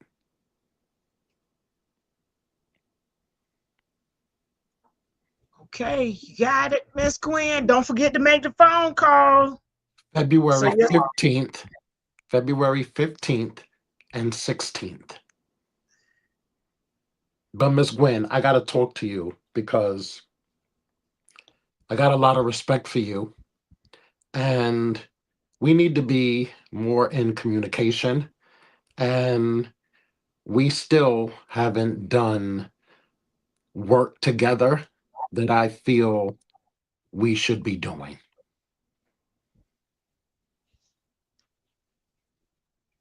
Right, Miss Gwen? Let's see. James says nice. So the second part of that question, what it celebrates. And I know you shared it, but we're breaking it down. So what inspired it, what it celebrates. What does African intelligence celebrate? Unity. It celebrates community. UNI, It's, community. it celebrates community. It gives us another opportunity to be together. It gives us another opportunity to talk more, to share more, to be more.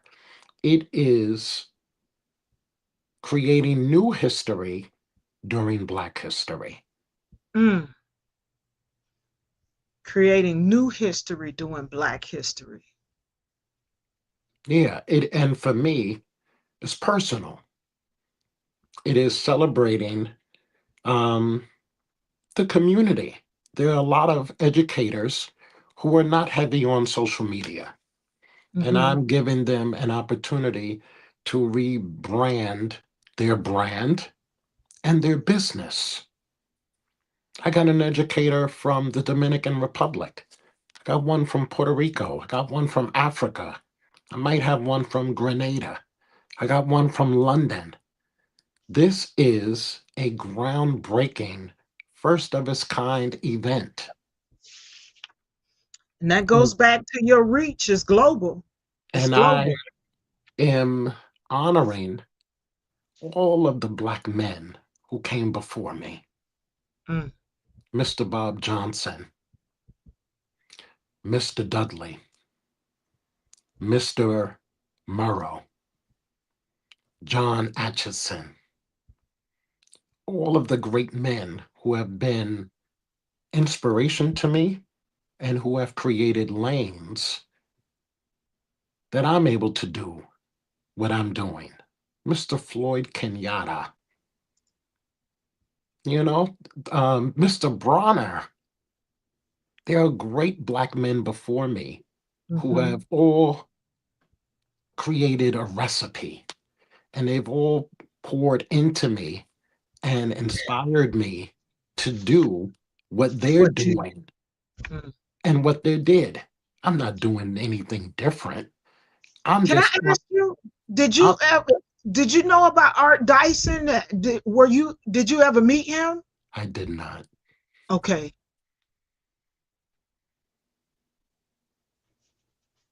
I I did just not. don't ask. Because I know the history for him was that he was part of that Soul Scissors salon chain back in the 70s. I did not meet that gentleman. Okay. So yeah, that's what it's about. It's about community. It's about coming together. And, we say Black people, we don't really support each other. Let's do something different. Let's see how we support each other. And this is the opportunity to do so. Yes. You have nothing to lose, everything to gain. Again. This is groundbreaking because I've gone to hair shows and you're right. Some of them, you can only record certain things. Yeah, it get that line is. But nonetheless, I've never had the opportunity to where I can go back and revisit something, or or you taking notes so fast, you focus on this point, you missing the next point that's coming through, and then by the time you get home to look at your notes, it's like, dang, my shorthand, I missed some stuff. So with this, you can be in the moment. You can be there knowing that, you know what, I ain't got to worry about taking no notes at this moment. I can watch this, take it in, and I can come back to it if you get the VIP ticket. I You can don't come e- back here. you don't even have to watch the show. You don't have to be there the weekend of. You can just get 6 months of replays and And watch it see it. when you feel like it. Oh wow. Wow. This whole process has been very strategic so Okay. that this platform honors the professional and it honors the consumer. And this doesn't happen just by Kafele. I am in partnership with Miss Makiba Edie, who is the CEO of Textures and Beauty, a natural hair pioneer and cosmetologist, Mm, um, seasoned veteran in her own right, and Miss Athenia Rodney, who is the CEO of Juneteenth NYC. These two ladies I am in partnership with, and they have trusted me with this vision. wow. Um, and yes, nothing moves forward in the world unless you have the support of Black women. Let's show them one of these commercials. Hold on. I'm calling it a commercial. Hold on. Let's get this one up. Natural hair meets the power of artificial. From the roots of tradition to the rise of technology, a new era of beauty culture innovation begins. Introducing the first ever African Intelligent Virtual Natural Hair Show, where the art of natural hair meets the power of artificial intelligence. This is not just a show, it's a revolution, a movement to celebrate Black excellence, creativity, and the genius of our roots.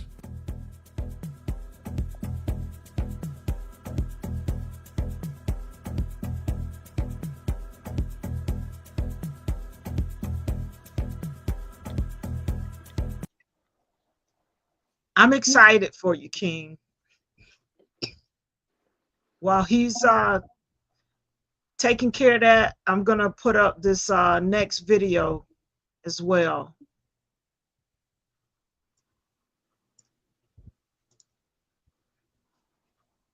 Oh, wrong one. Hold on, y'all. Give me a second. There we go. You won't believe it. The African Intelligence Virtual Natural Hair Show is happening, and I really, really want to go. You know, you need to get into that African Intelligence Virtual Natural Hair Show. Yeah. I just have to find a way to pay for it. You heard about the African Intelligence first virtual natural hair show? I heard people talking about this. And next up, we have this incredible twist out tutorial. Oh, wow, look at that definition. I have to try that this weekend. Are y'all attending the first virtual natural hair show in February?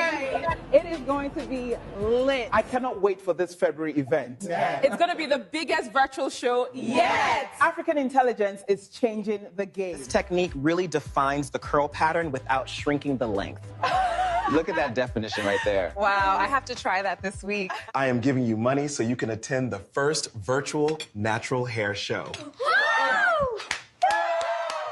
African Intelligence Virtual Hair Show. It's all about the people, never the ego, natural. Look natural hair, my body and soul. Let's take it there. Nothing's greater than unity amongst our people. African Intelligence. African Intelligence. I love it. Scan the QR code. All right, King. I have one more question, and then we're gonna do a rapid fire because I ain't gonna hold up all your time. This next question: how will this event help shift public perception about natural hair, locks, and barbering, and create opportunities for professionals and artists? Say it one more time. How will this event help shift public perception about natural hair, locks, and barbering? Because I know those are the three focus, areas and create opportunities for professionals, artists, and I'm going to go ahead and add the consumer in there. Our community. Let me shift our community. How is it going to help shift the perception of those areas? Natural hair, locks, and barbering, since that's like the focal points. I'm going to be honest with you. Uh-huh. I don't know the answer to that question. Okay. What is going to shift is how we interact with each other. Okay. What is well, that's the shift. That's the shift. What is going to shift is how we teach. There is something very crucial that we have to have within our community, and that is sharing. Yes. We're going to be able to share. We're going to be able to have access to information, access to education. We should have access without gatekeepers. We should have access that is affordable. Access should be like healthcare. And a lot of these conversations will involve our health, will involve our business, will involve how the way we talk to each other, how stylists we talk to the consumer, how the consumer talks to their stylists. This will create a different, I hope it creates a resurrected spirit in the industry of how we operate. Okay. Yeah, that's my desire. Okay. I'm believing that for you. With what you've shared tonight, the vision that you have, the individuals that you are have brought together to create this, I feel that it has. There's no other there's no reason why it shouldn't be that, because you're bringing everybody to the table, everybody. And the biggest thing that I like in reference to the competitions is that it's not peer driven, it's community driven. The community is the one that decides. That's like if you're servicing someone, that person that you're servicing, they're the ones that decide if this is what it is. You know, like the lock competition. All of it. Yeah. The lock competition. Uh-huh. You know what I'm looking for? What? I'm looking for the next Prince of Loc. I'm looking for the Princess of Loc. Mm-hmm. I'm looking for the next King of Loc. I'm looking for the next Queen of Loc. Mm-hmm. There's a brother who does locks in South Carolina. His name is Dominique. This brother is so damn talented. I hope he gets an opportunity to see this, and I hope that he enters the lock competition. There are a million locticians, but this little brother, he got it. He got it. He got it. So it's like Miriam seeing you at the show and crowning you the King of Loc. You're seeing him. Oh, Miss Davis say she know him. She say she know him. Okay, Miss Davis. There you go, King. There you go. There's a brother named Ronald Burrell. These are the people who are next.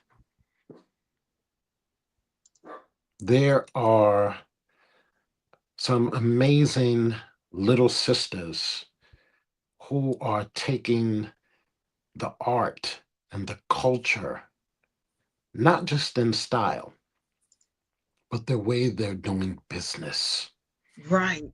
the way they are teaching. They are creating Locs, Miss Bernice Samuels. They are creating academies and curriculums. They're taking this industry further. They're pushing the culture forward. They're being great. They're being good, but they're being African intelligent, which simply means in all of the work that they're doing, I want them to keep health and culture in their conversations. It's one thing to be Black, it's another thing to be African, to honor the beginning, ancestry, foundation. Yeah. Wow. Wow. I'm This has been very empowering and insightful. Um, it's in listening to you, it's made me think about how am I showing up, you know, with my clients and revisiting my consult, you know, my what I do, you know, just being intentional. I know earlier we talked about the consultation and you said every interaction or service is a consultation. I didn't think of it like that, even though I communicate with them. But in hearing you say that tonight, it's like, okay, Yah-Tay, ensure that you're mindful of that consultation each time, you know. Yeah, so I can't wait to go back and replay this It's just and it's watch. just it's like every time you're with your client, Yeah, you're just checking right. in. And I check in with them, but I didn't see it like that. Cause we check in, we talk.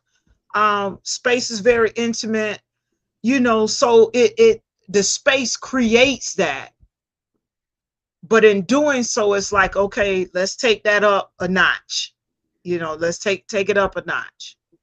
Yeah, and it's just not how's your hair doing.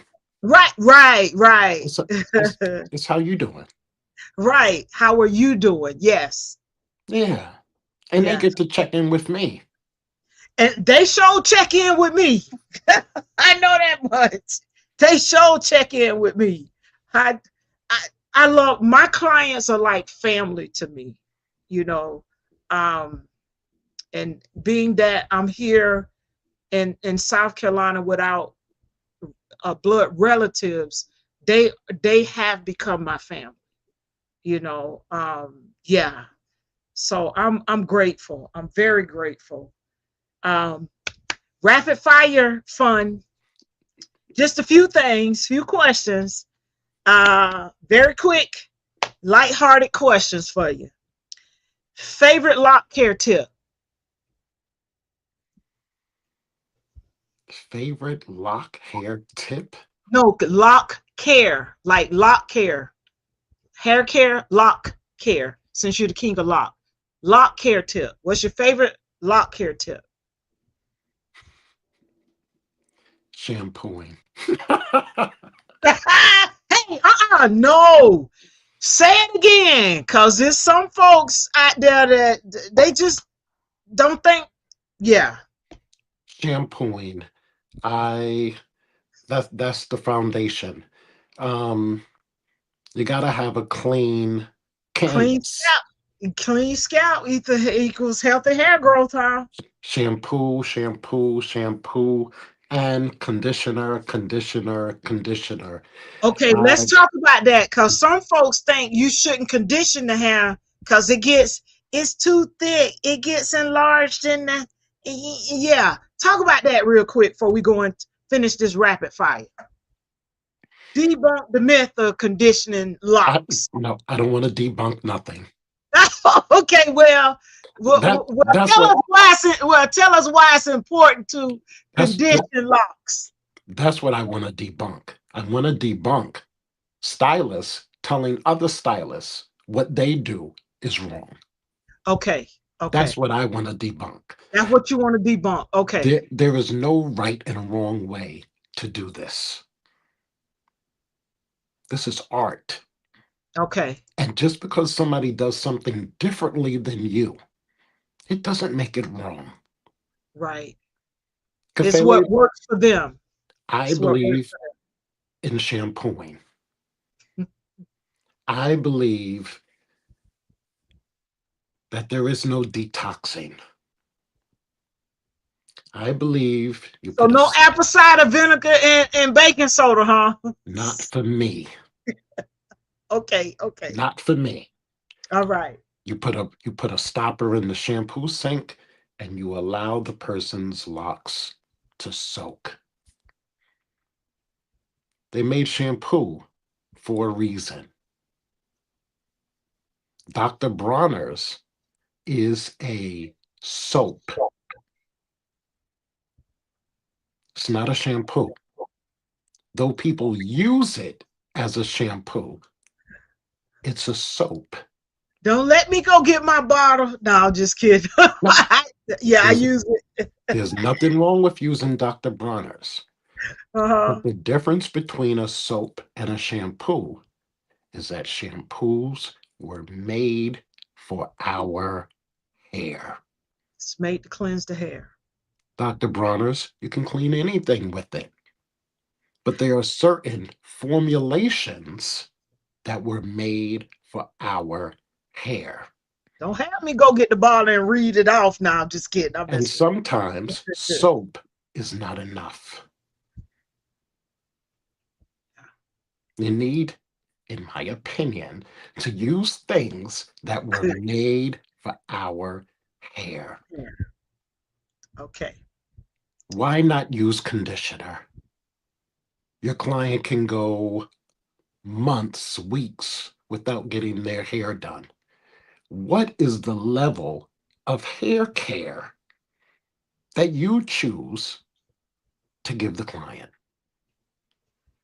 It takes 5-10 minutes to use some conditioner.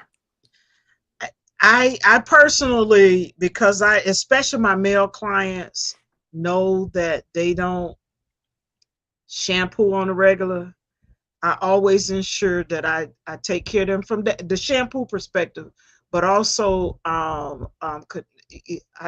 tend to use a leave-in conditioner for them. But yeah, so I believe in you utilizing it. I believe every stylist needs to check their consciousness on the James level say except brushing the locks. James is a troublemaker. James say except brushing the locks. Miss Gwen say exactly. Exactly. Yeah, to every beauty professional, check your conscience and see if you are providing a service. What's your saying? What's the quote? You should provide a service, but your clients should not treat you as a servant. Y'all heard that right. What's the other one? We don't license spirit. Yes. You can't license. You can't license spirit. Can't license spirit. There's a million locticians who do locks.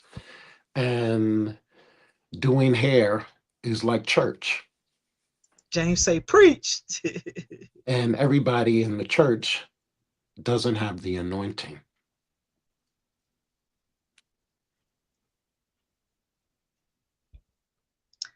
Okay, next rapid fire question. Biggest myth about locks you want to, well, you say you don't debunk, but biggest myth about locks you want to debunk. What's the biggest myth? That our hair is dead. James say mic drop. Yeah. Yes. That our hair is dead.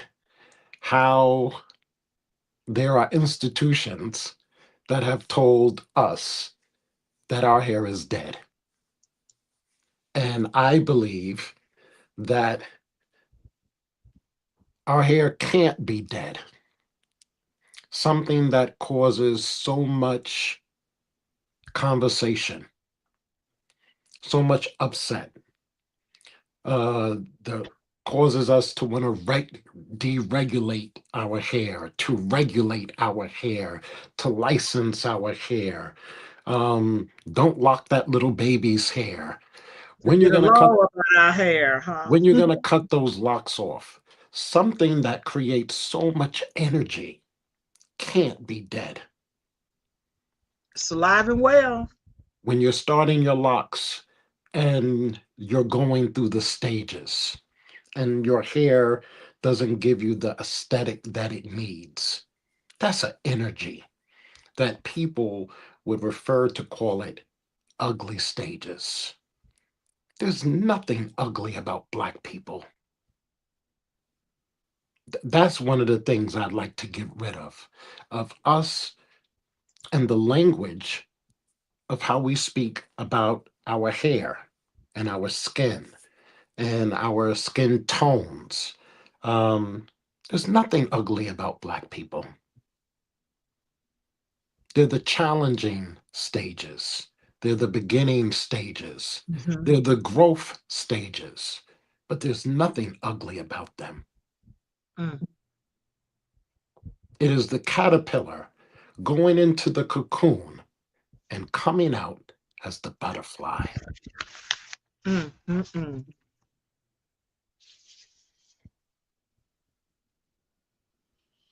Right. Next, rapid fire. One thing you wish every stylist, loctician, barber, braider knew. We're just gonna say the beauty and barber industry knew. One thing you wish every service provider knew.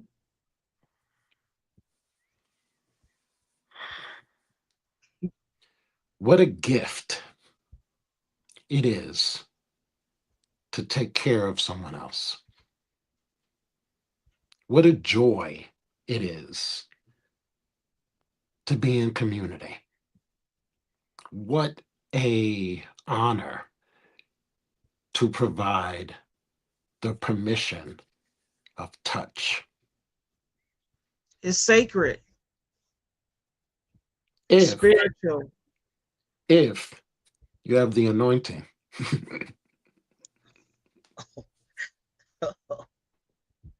I got you. Yeah, but to take care of people, Mm-hmm. what a gift. Yes. And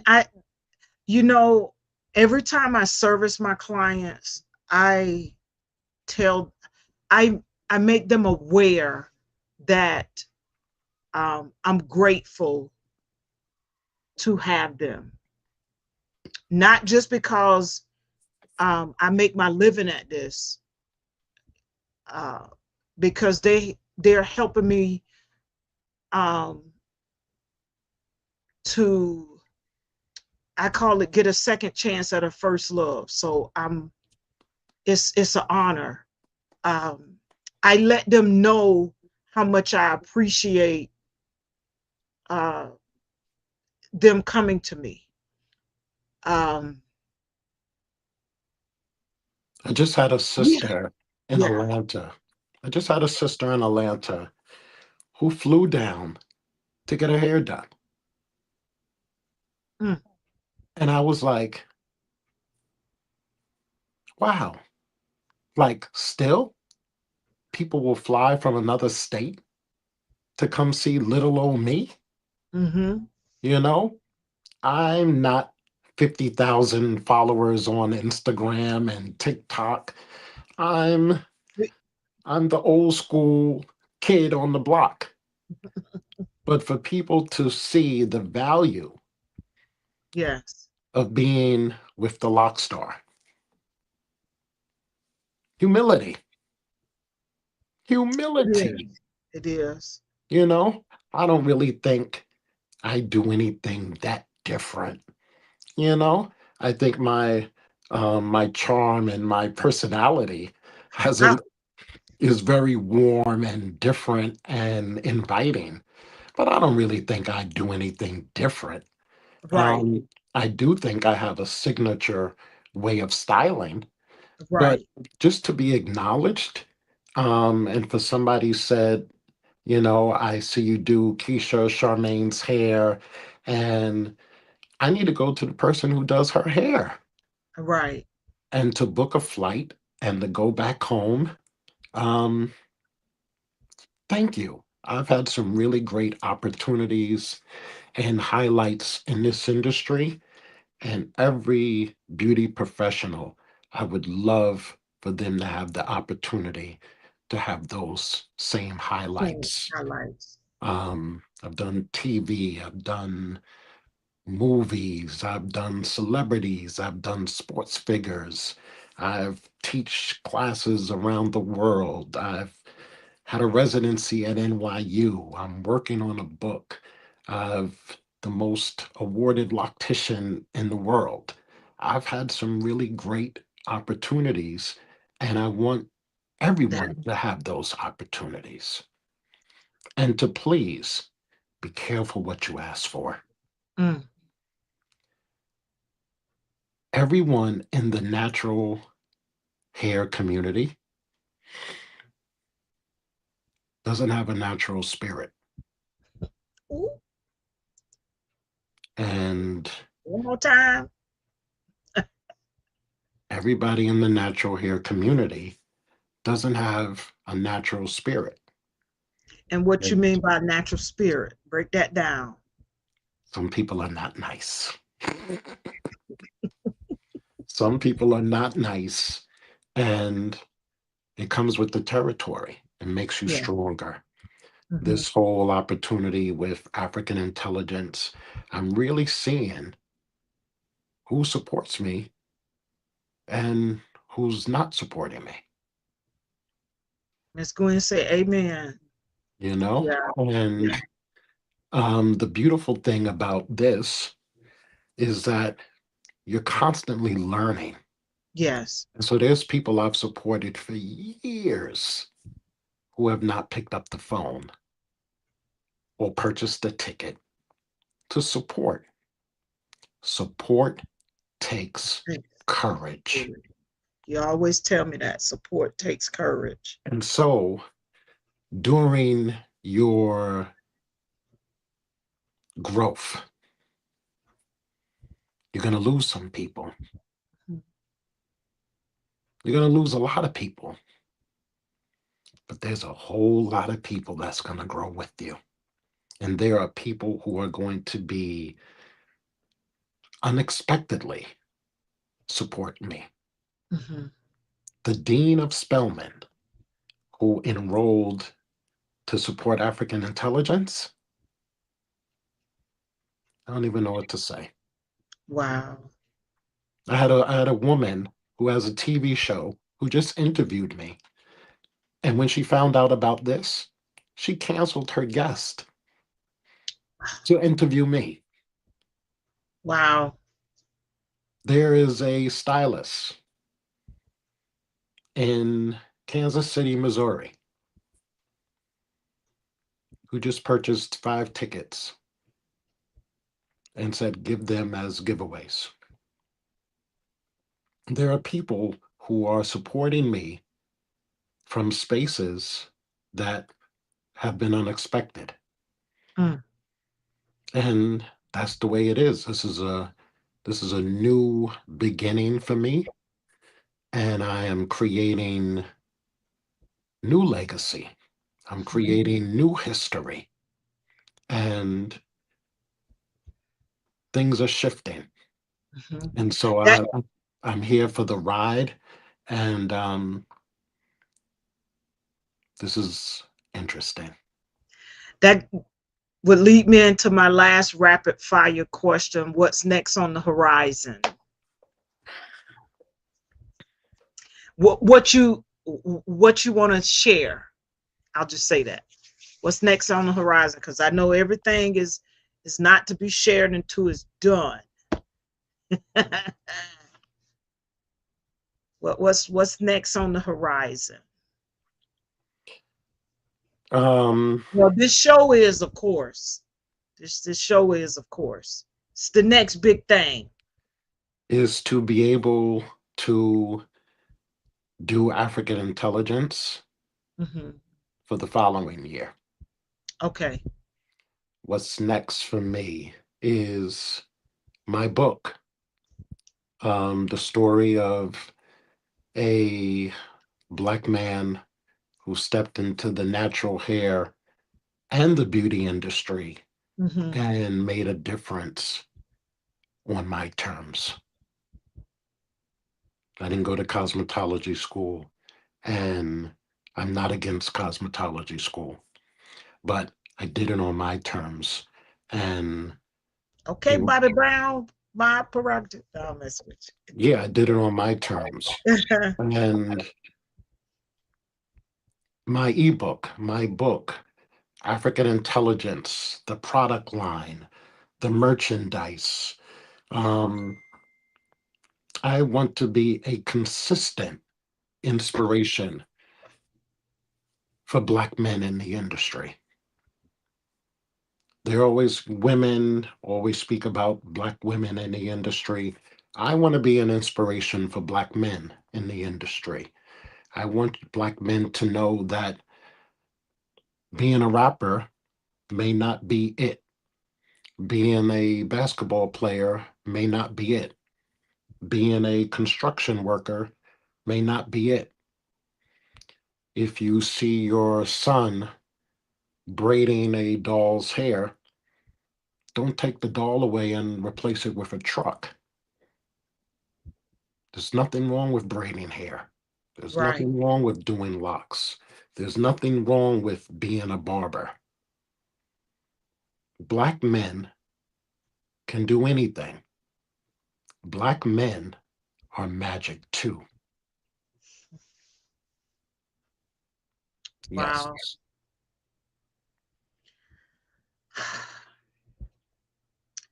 I want to say thank you so much for blessing us with your wisdom, your stories, your vision. You've reminded me, us, that hair just isn't hair. It's history, it's identity, it's resilience, and it's pride. And legacy. And legacy. And inheritance. And inheritance. Heritance. And inheritance. And inheritance and inheritance. So to everyone listening, thank you for tuning in. If you felt inspired, share this episode. Drop a comment below. Hit subscribe. Don't forget to go over to his Instagram page. Click that link. Get your ticket. Share. Get the ebook. So you don't miss out on our next episode of Female Barber Talk with Yah-Tay. Stay rooted. Stay proud. And always keep loving what grows from your crown. And remember to embrace your natural hair and celebrate your real roots with Real Roots love and Real Roots pride. Love, peace, and locks, because we got the lock star on with us. Thank you so much, King. Go ahead. Can I say thank you to you? Yeah. Oh, okay. Okay. Again, African Intelligence, February 15th and 16th, the first virtual natural hair show. Thank you, Yah-Tay, for always supporting me. I know a lot of people. I know a lot of people in the hair industry. And very few have offered me the space to have these conversations. And the little thing to assist in promoting my event, I expected 500 people to do this with me and for me. You've been a handful of the ones who've done it. So thank you. And you know that for me, there's nothing in the world more important than to tell someone else thank you. Yes. James, Tracy, thank you for always supporting me, for always being my dude. Thank you thank you, Miss Gwen. Though we haven't worked together yet, we're going to work together. We are going to work together, and that time is coming soon. Through anybody who took a moment of their time to be a part of this conversation, thank you. And last but not least, well, I'll do this person, and then I'll do last but not least. Okay. And I got one more video I want to put up. To Dr. Cheryl Murrow and Miss LaDosha Wright. Yes. Thank you for being my new mentors and my new friends. I love you, ladies. But last but not least, I want to thank God. Yes. For choosing me to be me. You know, I wouldn't mind being Obama. I wouldn't mind being Denzel. But I really like being Kafele. You know? Yeah. People laugh because I speak in the third person. But that dude, Kafele, I really love him. And I love the way that he is able to express his heart and his spirit fearlessly. I don't have no hesitation to tell somebody I love them. I have no hesitation to say thank you. And so yes, thank God for choosing me to be me. I didn't always like me. I wasn't always a fan of me. But I'm growing every day, every hour, every minute, every month, every week, every year. And Kevin says, love you, brother-in-law. Calvin. That damn Kelvin. He said, I'm not sure why my photo isn't showing, but because you're too handsome for photos. Kelvin is my brother and my real friend and my model. And I don't tell you enough, Kelvin, that I love you and I appreciate you. And thank you for always being consistent, true in my life. Yeah. So thank you, Yah-Tay. I really appreciate you doing this for me. And thank you for the opportunity. And like I shared with you last night, I was trying to figure out how, besides getting me a ticket, how can I support you? And I shared, like, you know, I'm going, you pulled me up out of that and said you are, by sharing your platform with me. Because I'm always thinking, well, is that enough? Or could I do, could I do more? And you just let me know what you're doing is supporting me. So thank you. for letting me know that I'm enough. Yeah. I appreciate it. And on that note, we're going to put this video up to remind y'all of beauty culture, from the roots of tradition to the rise of technology. A new era of beauty culture innovation begins. Introducing the first African Intelligence virtual natural hair show, where the art of natural hair meets the power of artificial intelligence. This is not just a show, it's a revolution, a movement to celebrate Black excellence, creativity, and the genius of our roots. Okay. Thank you, King.